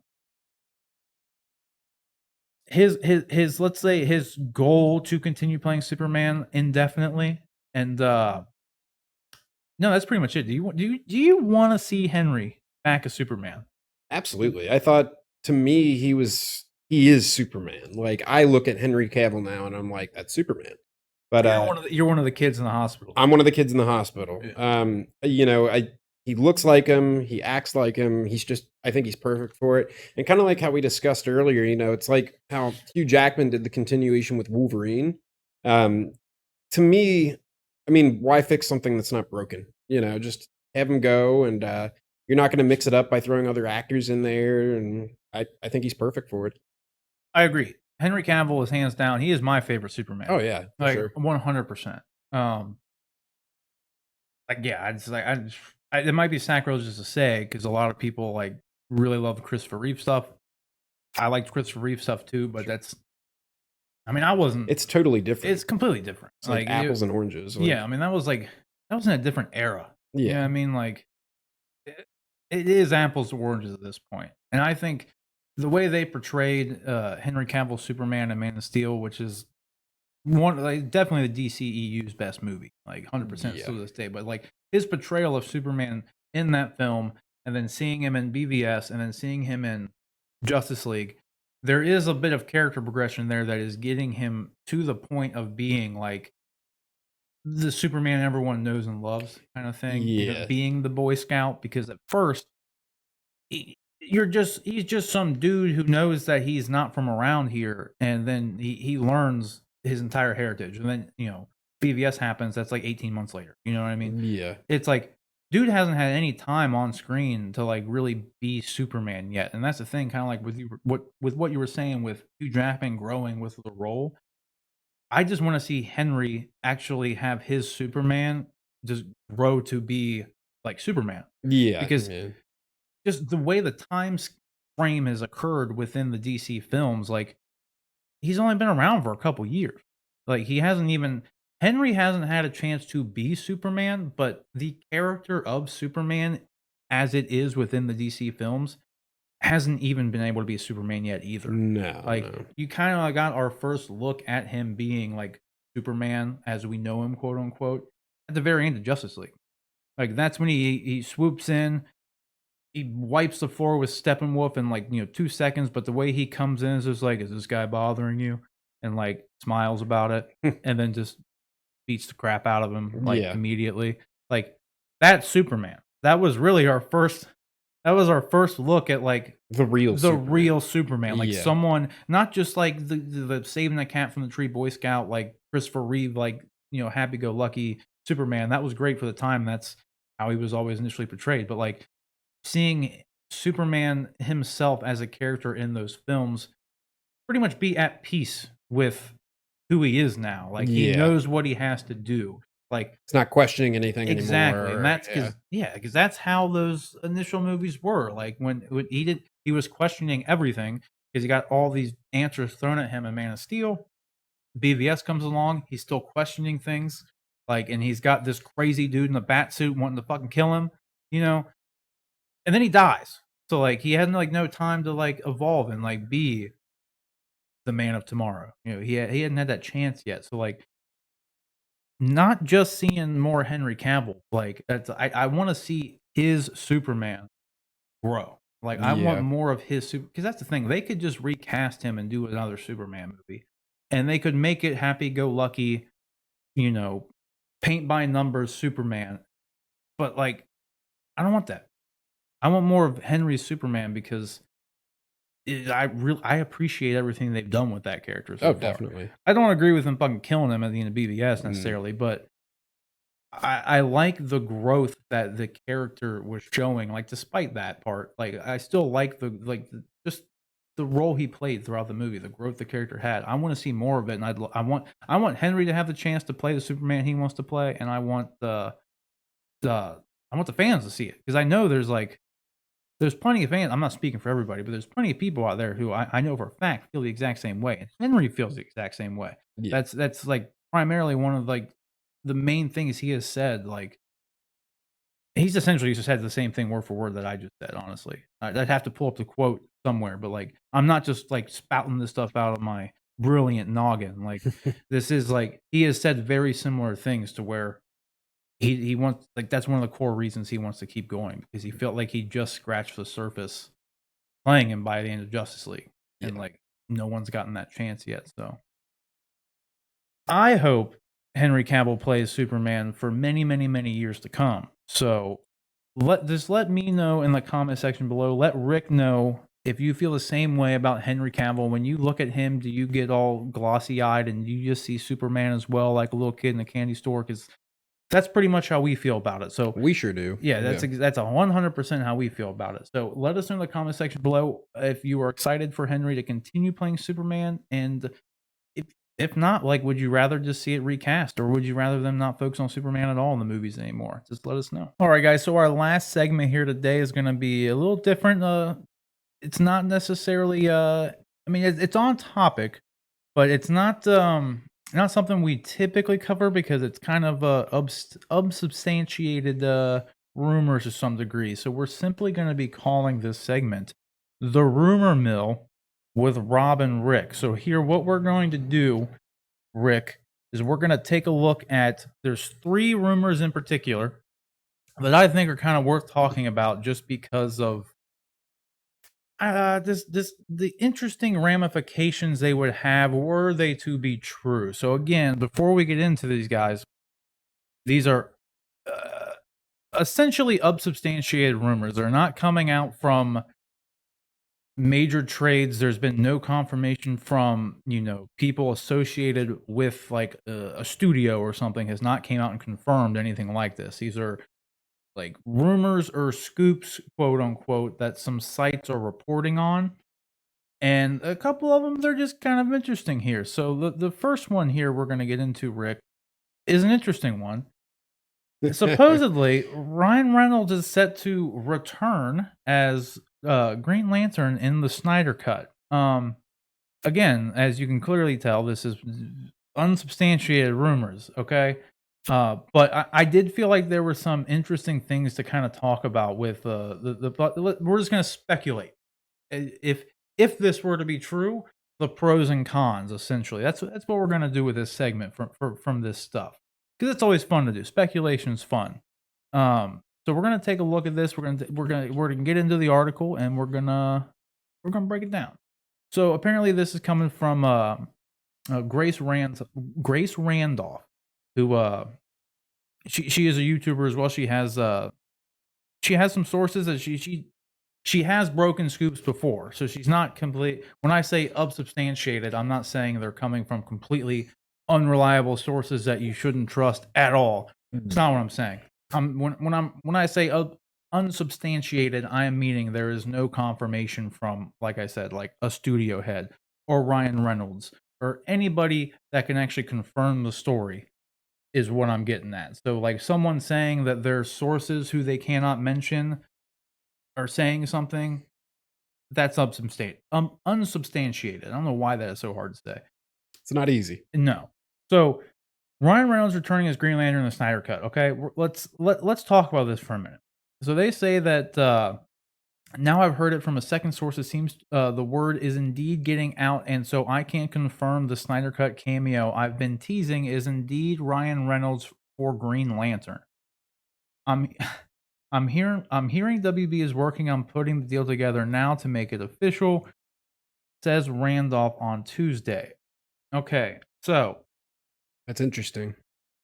it is interesting, and let me say this first.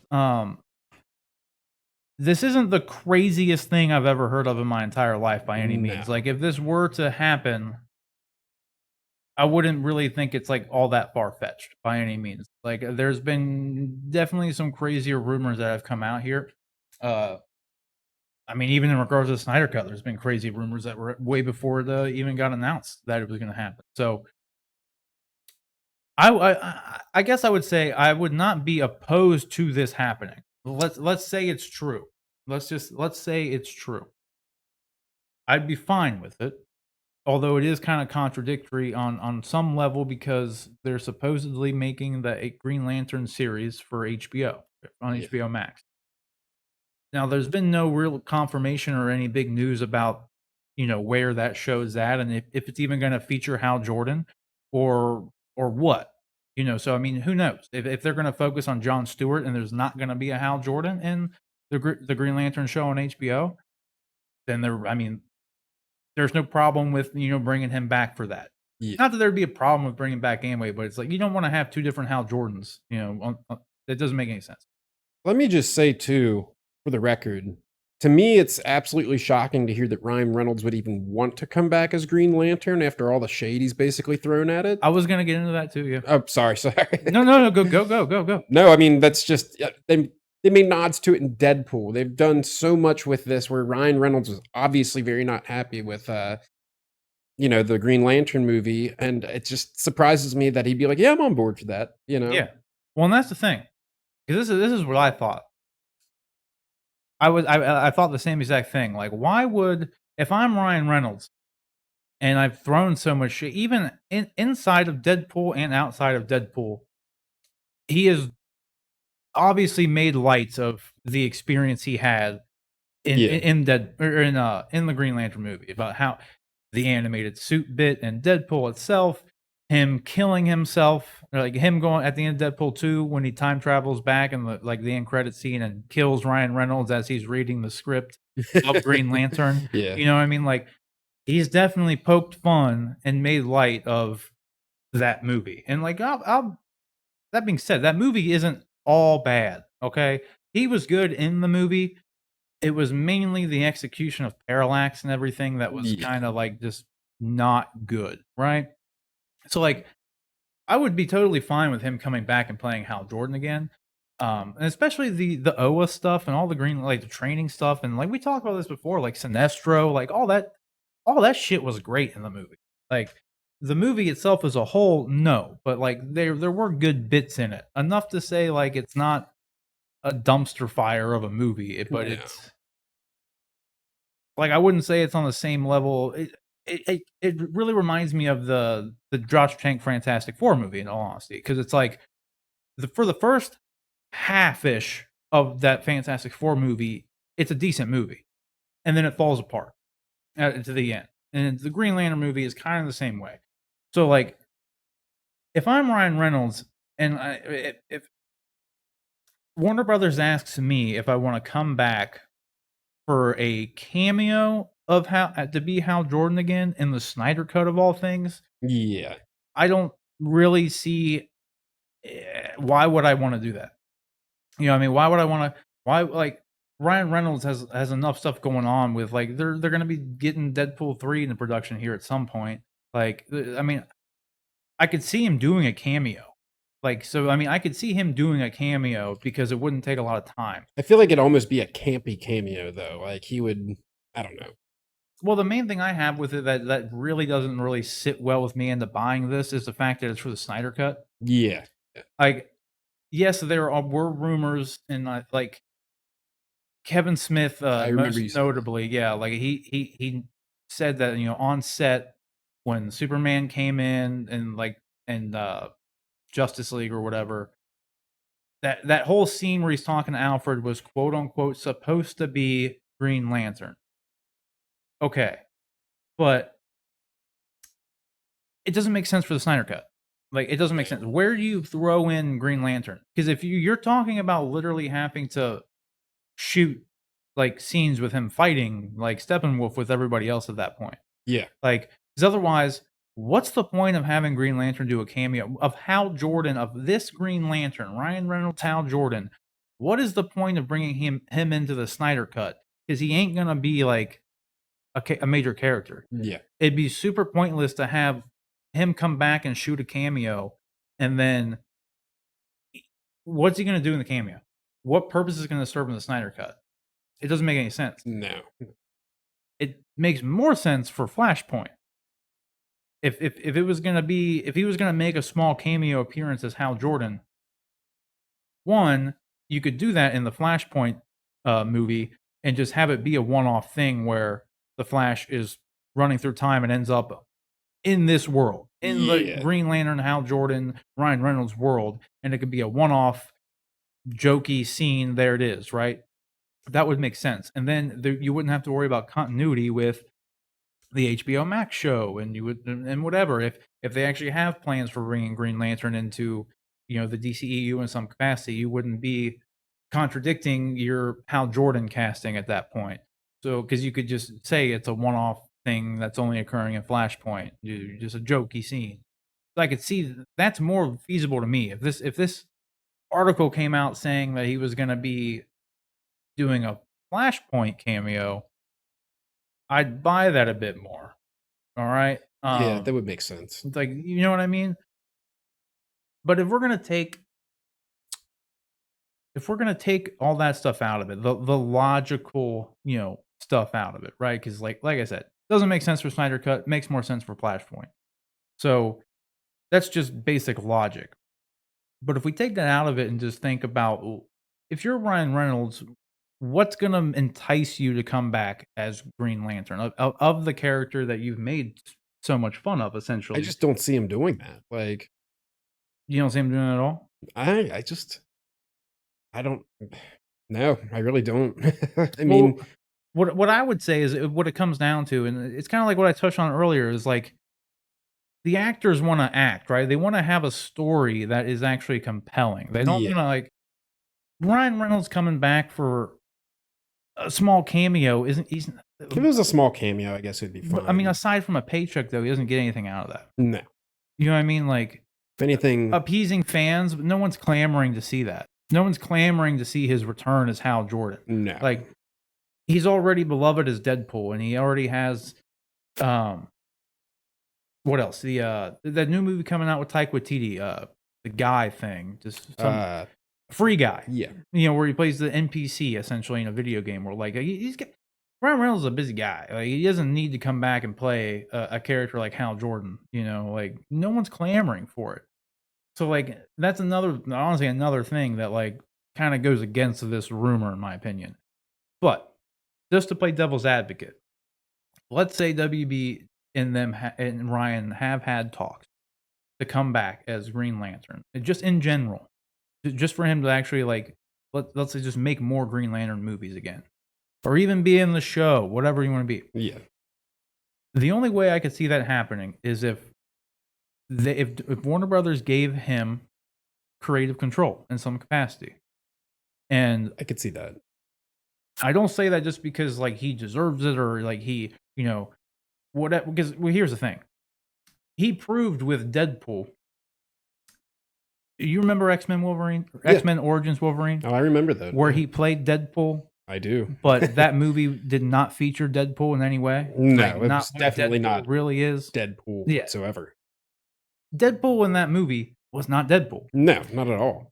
He got Deadpool made because of him. Like, he got that movie made. He leaked the thing, the test footage. I remember he that. leaked It it. leaked out. You know, it just happened to get out, right? It looked amazing. And that's the thing. Like, he put his blood, sweat, and tears into doing that because he's been very vocal about this. He did the X-Men Orange Wolverine, and he knows it was garbage. He didn't like where they were doing with the character. And he had a chance to do what he thought was justice to a character that he loves, right? He loved the Deadpool character. Damn it, he made it come to life, right? Oh, for sure. So for that same reasoning and concept, if he has as much, let's assume he has as much love and care, Jesus, sorry, for the Hal Jordan character. That's the kind of person you would want to have creative control over the property with. That's someone like you don't want to just give every actor just like you do whatever you want. Like normally 9 times out of 10, that should never be done. Like you let your director is supposed to direct that's their creative vision, right? But we wouldn't have the Deadpool that we have right now without Ryan Reynolds. Like it wouldn't have happened, and we wouldn't have it without Fox, honestly. Yeah. So like that's kind of why Deadpool 3's been kind of up in limbo ever since Disney acquired Fox. Because I don't know about you, but I haven't seen any R-rated MCU movies. No. So then, like that's kind of Definitely doesn't seem like something Disney would be very into. So I mean that's kind of why it's like I said in limbo right now, because there's obviously benefits of Deadpool being in the MCU, but Deadpool existing by himself as an R-rated, satire essentially has obviously had its own benefits. So, but point being, I could see Ryan coming back as Hal Jordan if WB were to say like, you do it, man. Like we want you to do it, and we want do what you did for Deadpool, but do it for Green Lantern. I mean, it worked for Deadpool. Yeah, and that's the thing. Like, and if Ryan Reynolds, like, I don't know how much he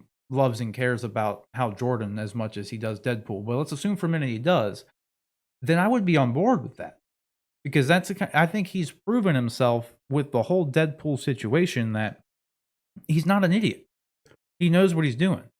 And like, if he gets his writing team involved and and him in the studio were to hash something out to where like you do your thing, you give us the same quality Deadpool experience with Hal Jordan, then yes, I could see it happening. And I would see him being a lot more inclined to come back to it because it's not often that you get a lot of chance for like a do-over, especially in Hollywood. Like you don't take a mulligan, you don't get that chance in a Hollywood situation, like especially for an actor. And it's a little bit different of a situation just because, like I said, with the Deadpool thing, it kind of gives him a little bit more weight in this situation because it is kind of related because it's a comic book thing. Yeah. So I mean, if I was Warner Brothers. And Ryan Reynolds, let's say Ryan Reynolds had a vision for it, and he pitched them a great story to do like another installment of Green Lantern, but change it up entirely. Yeah. Then I would totally be on board with it if he came to me about it. Like if I'm at Warner Brothers, then I'd be kind of like, crazy how it's like DCEU, MCU, one guy, and if he did come back, Well, there are a couple of those too. Yeah. Like Lawrence Fishburne did that too. Yeah. And who else? Zachary Levi just did that because he's Shazam, and he was the recently deceased one of the brothers 3 from Thor. Yeah. But yeah, like I would buy it at that point. Like I would not be shocked to see him, despite how much he makes fun of Green Lantern. I feel like if he loves Green Lantern, this is all just hearsay. I have no idea how he feels about Green Lantern as a comic book character. Like we know he loves Deadpool. If he feels the same about Green Lantern in that way, I don't think it's very crazy for him to come back and actually revisit the character. No, I would actually buy it at that point. If we found out he was going to be doing it, it would actually kind of make sense. Like because if you're going to do it, it's kind of like most things. Like I was kind of getting to the point with Batman Beyond bringing back Keaton to do it. you got a well-known name there. Keaton is an established Batman. Yeah. Like, you bring back Ryan Reynolds to play Green Lantern, he's technically speaking an established Green Lantern. Not to mention, if he comes back, that means we could get Mark Strong back as Sinestro. Which would be great. Which, that in and of itself, it would be great, in all honesty. The way they ended that movie, man, I was really excited to see him actually be Sinestro, and like he was great as Sinestro. So part of me hopes that like this actually happens, not because of this though. Because when it comes down to it, I can't really play devil's advocate and say like I don't see any reason why he would be in the Snyder Cut. It makes absolutely no sense. It doesn't. Like 0 sense. Like because you just have to do too much to get him in there. A small cameo in the Snyder Cut, it doesn't make any sense. Like it just literally, unless they like roped it in as a Flashpoint thing, like when Flash did the whole time travel thing in BVS and like goes to Bruce and he's like, "I'm too soon. Lois is the key." Whatever, like that thing. Like if they did something like that, sure, I guess it could work, but I don't really see any point. That was a weird scene. Yeah, I mean, like so that's why like if Flash is involved, then maybe it works. Him showing up in the Snyder Cut for like any sort of reason, I don't really think makes sense at all for any Green Lantern to be there, unless it's in that flashback scene where they're fighting the first invasion of Apocalypse's forces. But that was thousands of years before Hal Jordan existed, so it wouldn't make any sense for him to be there.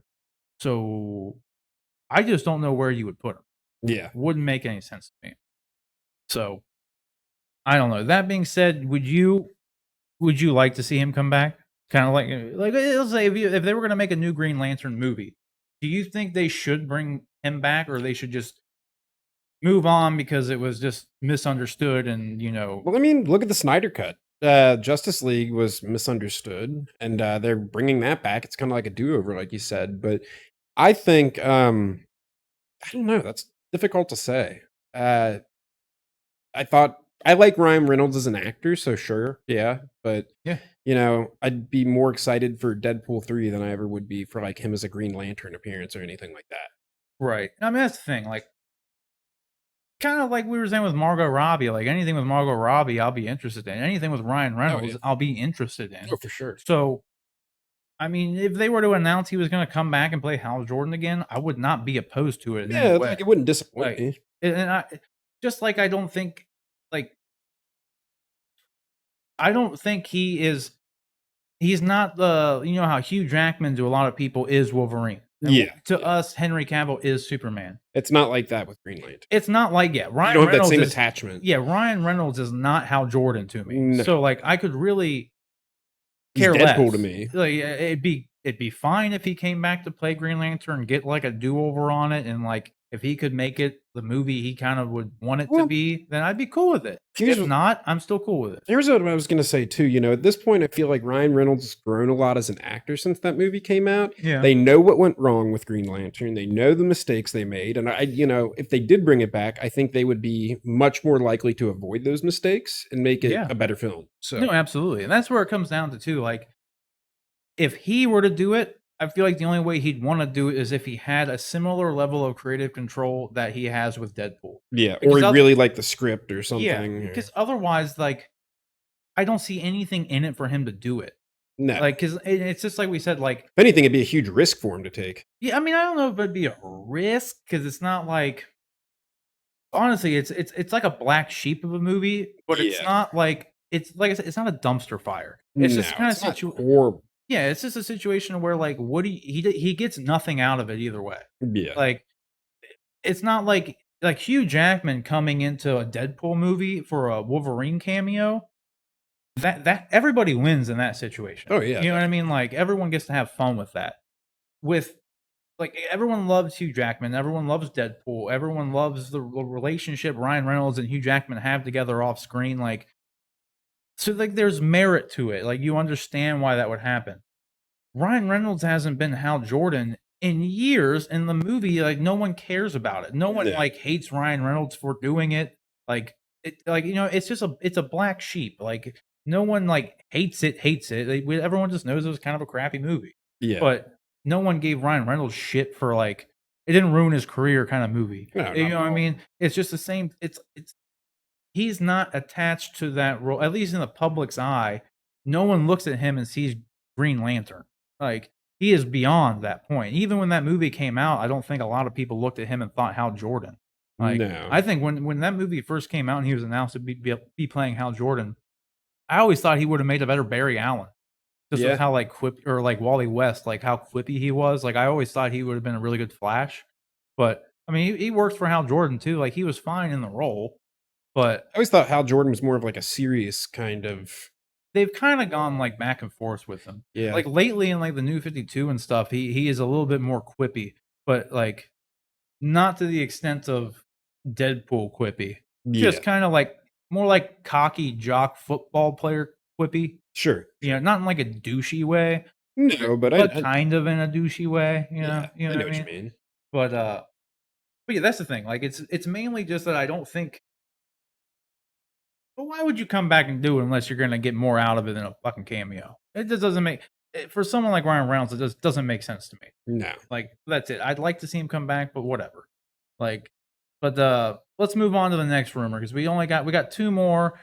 One's not as shocking as the other. Is Jeffrey Dean Morgan might appear as Thomas Wayne in the Batman, or not the Batman, but the Flashpoint movie. Okay, and I touched on this a little bit a couple days ago when the news dropped that Keaton was going to be coming back as Batman, as Bruce Wayne in the Flashpoint. Now, and I made a point to where, and like a lot of people were saying, like, or theorizing that Keaton was going to be coming back to play Thomas Wayne for whatever reason. And I don't know why anybody thought that because it just in general doesn't make a whole lot of sense because while it'd be neat, I guess, for him to come back and play Thomas Wayne now because he's older, he was already Bruce Wayne, so it really wouldn't make. People always talk about, like we were saying before, confusing the audience. That would be confusing. Oh yeah. You're bringing literally somebody back who played a version of Batman to come play a new version of Batman. Yeah, like that would be. Yeah, weird. that's confusing. Okay, like so it didn't really. I don't know why anybody thought Keaton would come back to play Thomas Wayne. Although that would kind of like I was saying before, that is more compelling, you know, like for an actor, because like why is Keaton coming back just to do something he already did? So I mean, him coming back to play Thomas Wayne would at least be interesting. But Yeah. it's since been confirmed that he is going to be playing Bruce Wayne, a continuation of 1989's Batman and whatnot. Yeah. So the rumor, though, here is that broke at the same time. Essentially, was that Jeffrey Dean Morgan may be reprising his role as Thomas Wayne, as seen in Batman vs Superman, in the Flashpoint movie as well, which is not a stretch in any way, shape, or form because, like I said, he already played Thomas Wayne in that exact same continuity, being Ezra Miller's Flash, making his first appearance in BVS, and Jeffrey Dean Morgan making his appearance as Thomas Wayne in BVS as well. And as we all know, the Flashpoint story, the traditional Flashpoint story, is contingent and focuses on the character of Thomas Wayne. And now, this rumor, is a lot more, not necessarily from a credible source by any means that like this is happening for sure by any means, but there is like some already kind of, I don't know, reason to believe this could happen anyway, because like this article goes and shows previous quotes from Jeffrey Dean Morgan and Zack Snyder and everything, where they already had this discussion before, back when he got hired to play Thomas Wayne in BVS. Zack and Jeffrey Dean Morgan had the conversation about, the Thomas Wayne character actually is, the Batman and Flashpoint, and there was already a potential for you to be able to play the role of Thomas Wayne's Batman, if a Flashpoint thing were to occur. And like they had that discussion in the past already. That's why this one almost feels like a spaghetti on the wall kind of rumor, to where it's probably going to be true anyway, so we might as well say it's a rumor and breaking news kind of thing. But Rick, if the Flashpoint movie comes out, they've already kind of said that it's not going to be a traditional Flashpoint. And now that we have the news with Michael Keaton going to be potentially, if the deal gets signed, will be a part of it as the Bruce Wayne Batman from that world. Do you think there's room for two different type of Batman in that one Flashpoint movie? Or do you think that's going to be a little bit too much? Right. I don't know. I mean, that might just be a little confusing, and not everybody's going to be as familiar with Flashpoint as they would be like the typical Batman story. So it might leave some people that aren't, hardcore fans that have seen or heard about that or anything. It just may be confusing to them. Um, I never really knew much about Flashpoint Batman. I was reading there when we were pulling that up too that Bruce is the one that dies in the alley. Martha has a mental breakdown and becomes the Joker, which is crazy to me. And Oh then yeah. Thomas Wayne becomes the gun wielding Batman. So it's a totally different version of the story that you're like used to hearing or anything. And it's just, I'd have to see it, but it sounds interesting. No, yeah. The traditional Flashpoint story is a great story in itself.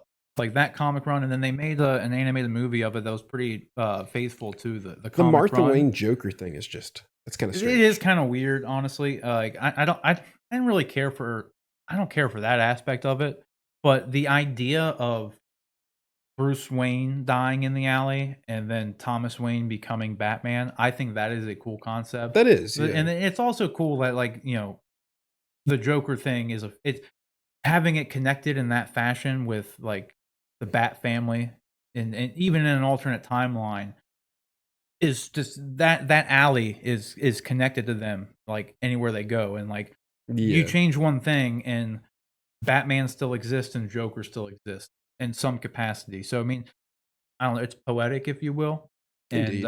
Indeed. like it is what it is. Like, but it is a great story because like I touched on it before, but like in Flashpoint, like all that stuff's going on. Yeah, like you get Thomas Wayne Batman, and he's like a brutal Batman. He kills people. He uses guns, and he's like he lost. Imagine a guy who lost his kid and is taking that shit out on the world. Oh gosh, yeah. Like It'd be incredibly not just violent. on the world, but like on the bad guys, right? Like that's who Some he is. vengeance right there. Yeah, he's pretty much the Punisher in a bat suit, Really. and Yeah. that's pretty much what it is. But I mean, the other cool thing with traditional Flashpoint is like the uh the Atlanteans and like the Amazons are at war, and there's this big old thing, and like it's honestly a crazy story. If you haven't seen it or read it, you should read it or go watch the animated movie about it because it is pretty good. It's really good. But like I said before, the fact that I don't know how much credence this really has to it because I mean I don't know where they're going with Flashpoint. It's like Andy Muschietti, the director, has already said it's going to be a different kind of Flashpoint. And then with Michael Keaton coming back, I feel like with Michael Keaton coming back, it lessens the chances of Thomas Wayne, Jeffrey Dean Morgan, Thomas Wayne, making an appearance at all. Because, Yeah. like you said, not everyone's familiar with Flashpoint, as cool and great of a story as it is. And if they're gonna already be bringing in like another Batman, especially a Batman everybody knows, in Michael Keaton, Yeah. I don't know how much room there is for another Batman. And like we said at the beginning of the show, at what point does it become a Batman Elseworlds movie and not a Flashpoint movie at that point? Yeah. It's almost too Batman at this point. Yeah, and it's like, so is Ben Affleck gonna stop by too? Yeah, Like, exactly. you know what I mean? Christian Bale. Yeah, and it's like, okay, which I don't know. So Yeah. we'll have to see. I would love to see Jeffrey Dean Morgan come back to play Thomas Wayne Sure. in the Flashpoint movie, but Doesn't mean he has to be Batman. well, no, he would. we- If they were gonna do Flashpoint, he would. Yeah, he would. So I mean, and then otherwise, Thomas Wayne's dead in the other world, so he would have to play. But I would love to see that happen. But like I said, I don't know how likely that is at this point. It may have been their plan before, but if they're getting Keaton in, I don't know. If Keaton comes in, I feel like the chances are kind of diminished. Sure. You could still make it work, but I don't know. I doubt they're going to be going the whole Flashpoint story because if they were to do the true Flashpoint story, like I said, the Atlanteans and the Amazons are like the central figures of the movie because they're like Aquaman is at war with Wonder Woman essentially. So you're going to have Jason Momoa and Gal Gadot in that movie. Yeah. And like at that point, it's like, whereas if they're just going to do a traditional Flashpoint, then yeah, that would make sense. But if you're going to all of a sudden throw in Michael Keaton's 1989 Batman, they're obviously going a different direction. Yeah. Like so, and which they've said, we'll just kind of have to wait and see how much of a different direction they're actually going to be going at this point. So we'll see. Our last rumor here, Rick, is probably I think the least likely to happen. Like I'd probably say Thomas Wayne coming back is probably more likely than this. Let's hear it. It is Oh, the Ben Affleck Batman. Supposedly, there is rumored to be coming back with Jared Leto's Joker and Joe Manganiello's Deathstroke for HBO Max. Essentially, there's rumored they're going to be making a Ben Affleck's, I guess, going to make the movie he was initially going to make before, but supposedly for HBO Max. And now, like I said, this is probably the one that I don't see happening at all. I would definitely see Ryan Reynolds coming back as Hal Jordan in some capacity before I would see this happening.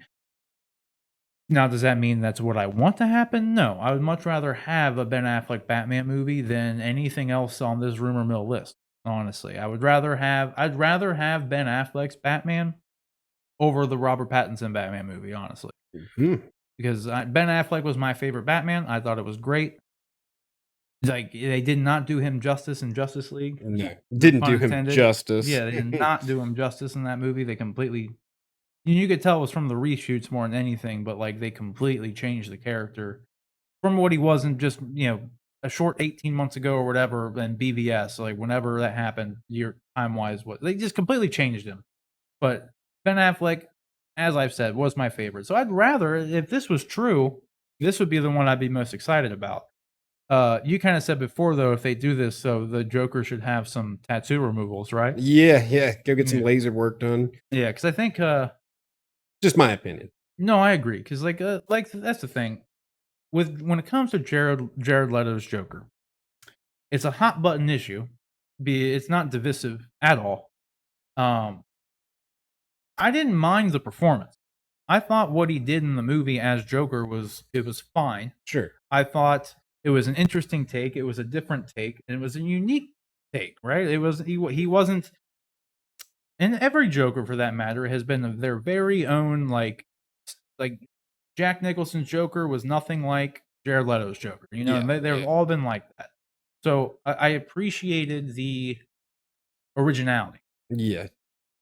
I didn't like the look of the Joker, though. Like, I did not like the way he looked. I didn't like the tattoos. The look was probably the worst part.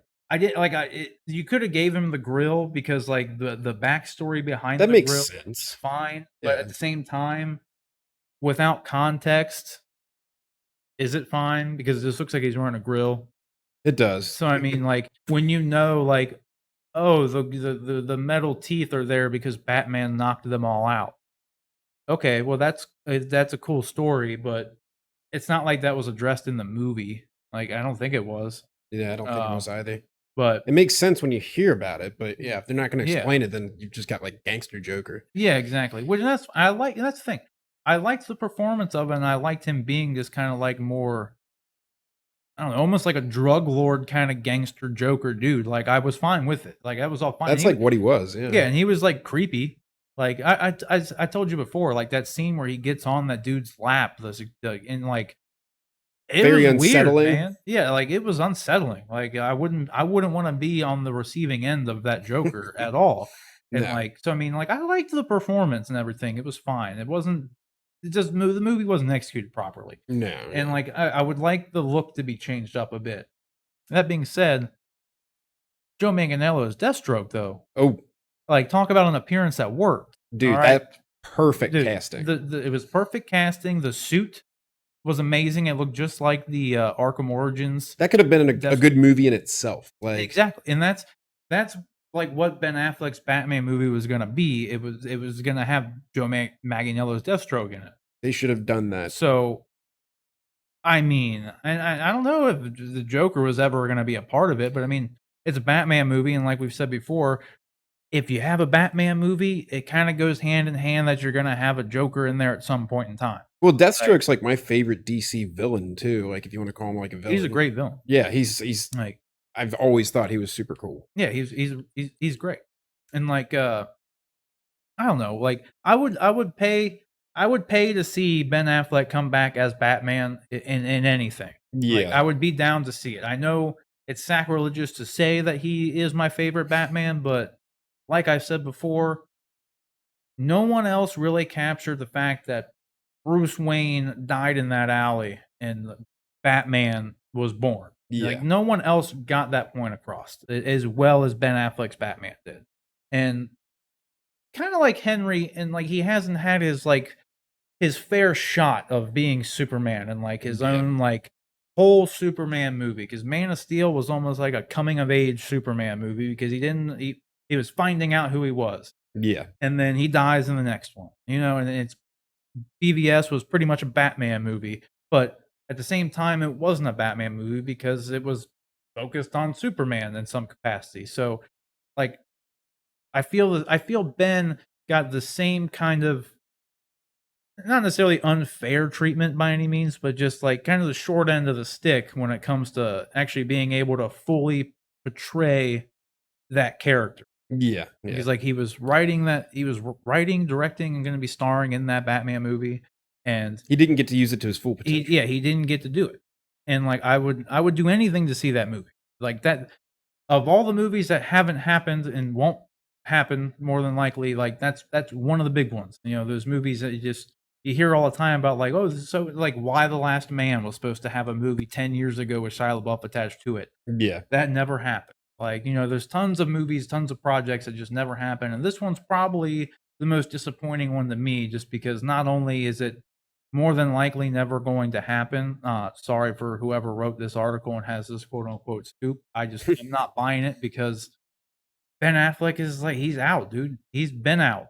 Like, he was out before Comic-Con when he said he was still in. Like, he was already out. They were already making the cast. Like, Robert Pattinson knew he was Batman when he started filming Tenet. And, like, I think at that point in time, Ben Affleck was still exclaiming he was being Batman just to appease. Like, he was being a good soldier. He wasn't going to, like, when he was done with Batman before Justice League came out. Yeah. Like, he was done, but he was going on all the marketing and press tours and stuff, and he had to when he was asked about the rumors of him leaving, he said no, because that's what you do. You don't want the story to be about him not playing Batman when you're promoting Justice League, where Batman is pretty much the main character of the movie. Yeah. So, like, he's been out since then, man, and, like, he had to go through all the personal stuff he went through, and, like, I just don't feel like it pains me to say it, but I don't think this is happening at all, as much as I would love it to happen. So, what do you think? You think over under 30% chance we'll see this story this be real? I'd say like under 30. Yeah, I'm with you. It just doesn't seem like I'm something with you. that there's too many like rumors, obviously the rumor mill. That it's just at what point can you separate fact from fiction? Just people making up stuff, and it's like, ooh, this may happen. That's the thing, and this one's almost like kind of like I was saying with the Green Lantern thing. Like, where's the logic behind it? Yeah, like because like I don't know, what does Ben Affleck get? I guess Ben Affleck would have more to get out of this than I guess the Ryan Reynolds thing. But in all honesty, just because he already wrote that script, like he put a lot of time and fucking effort into that movie already. Like, so and he went through all he went through the costume design and shit for Deathstroke. Like that was like stuff that was going to be in his movie. Because I don't know if you remember, we got our first tease of Deathstroke, of Joe Manganiello's Deathstroke, from Ben Affleck on his Twitter when he was producing and like writing and trying to do pre-production essentially on his Batman movie. He dropped the first footage of Deathstroke. Like, and it looked awesome. Yeah, so like that shit was all him. And like, I would love for it to happen. Like, if they could convince him to come back and do it, I'll fucking be there with bells on, dude. Like, hell yeah. I don't think it's gonna happen. And like, I think honestly, the fact that the story involved Jared Leto's Joker is probably what makes me think it's like less likely to happen. It's a little more far fetched, yeah. As much as, like I said, Joker goes hand in hand with Batman. I don't know if there was never any confirmation or any even rumor about Ben's movie featuring the Joker. No, I never heard anything about that. Yeah, there was never anything like that. Now, there was like rumors about it being like very like he would have to go to Arkham for some purpose, right? What it seemed like to me, what it was going to be a lot like the Arkham Origins game, where like I don't know if you played that, but like it was like Christmas and all the assassins, like all these people were hired to kill Batman on Christmas Day, right? And Deathstroke was one of them, essentially. And if I remember correctly, he was like the main boss. He was the final one that comes after him. And I kind of got that vibe from it, especially with the look of Deathstroke. It made it feel like that's kind of the direction it was going to go. Just having someone hired Deathstroke to go fucking kill him. But then we find out in the end of Justice League, that person would have been Lex Luthor more than anything, because he even says like that's Deathstroke meets up with him, and if you remember, it would have actually coattailed right into this Ben Affleck Batman movie nicely, because of the very end scene of BVS where Batman shows up in Lex Luthor's cell and threatens him. Yeah, and you know what I mean, like whatever you do, I'm watching you. Whatever, punches the fucking wall. So like, it would have made a lot more sense for Lex Luthor to be the person to hire Deathstroke and send him after Batman, because of that scene and the fact that at the end of Justice League, Deathstroke wasn't meeting up with Joker. He was meeting up with Lex Luthor. So it would have actually coattailed real nicely, and it would have flowed real fucking good into Ben's movie. But alas, I don't think it's gonna happen. Yeah, I don't think it will either. Yeah. I don't know, man. That'll do it for us here today, guys. If don't forget, you can submit topics and questions over to us at honestanduneducated@gmail.com. That is honestanduneducated@gmail.com.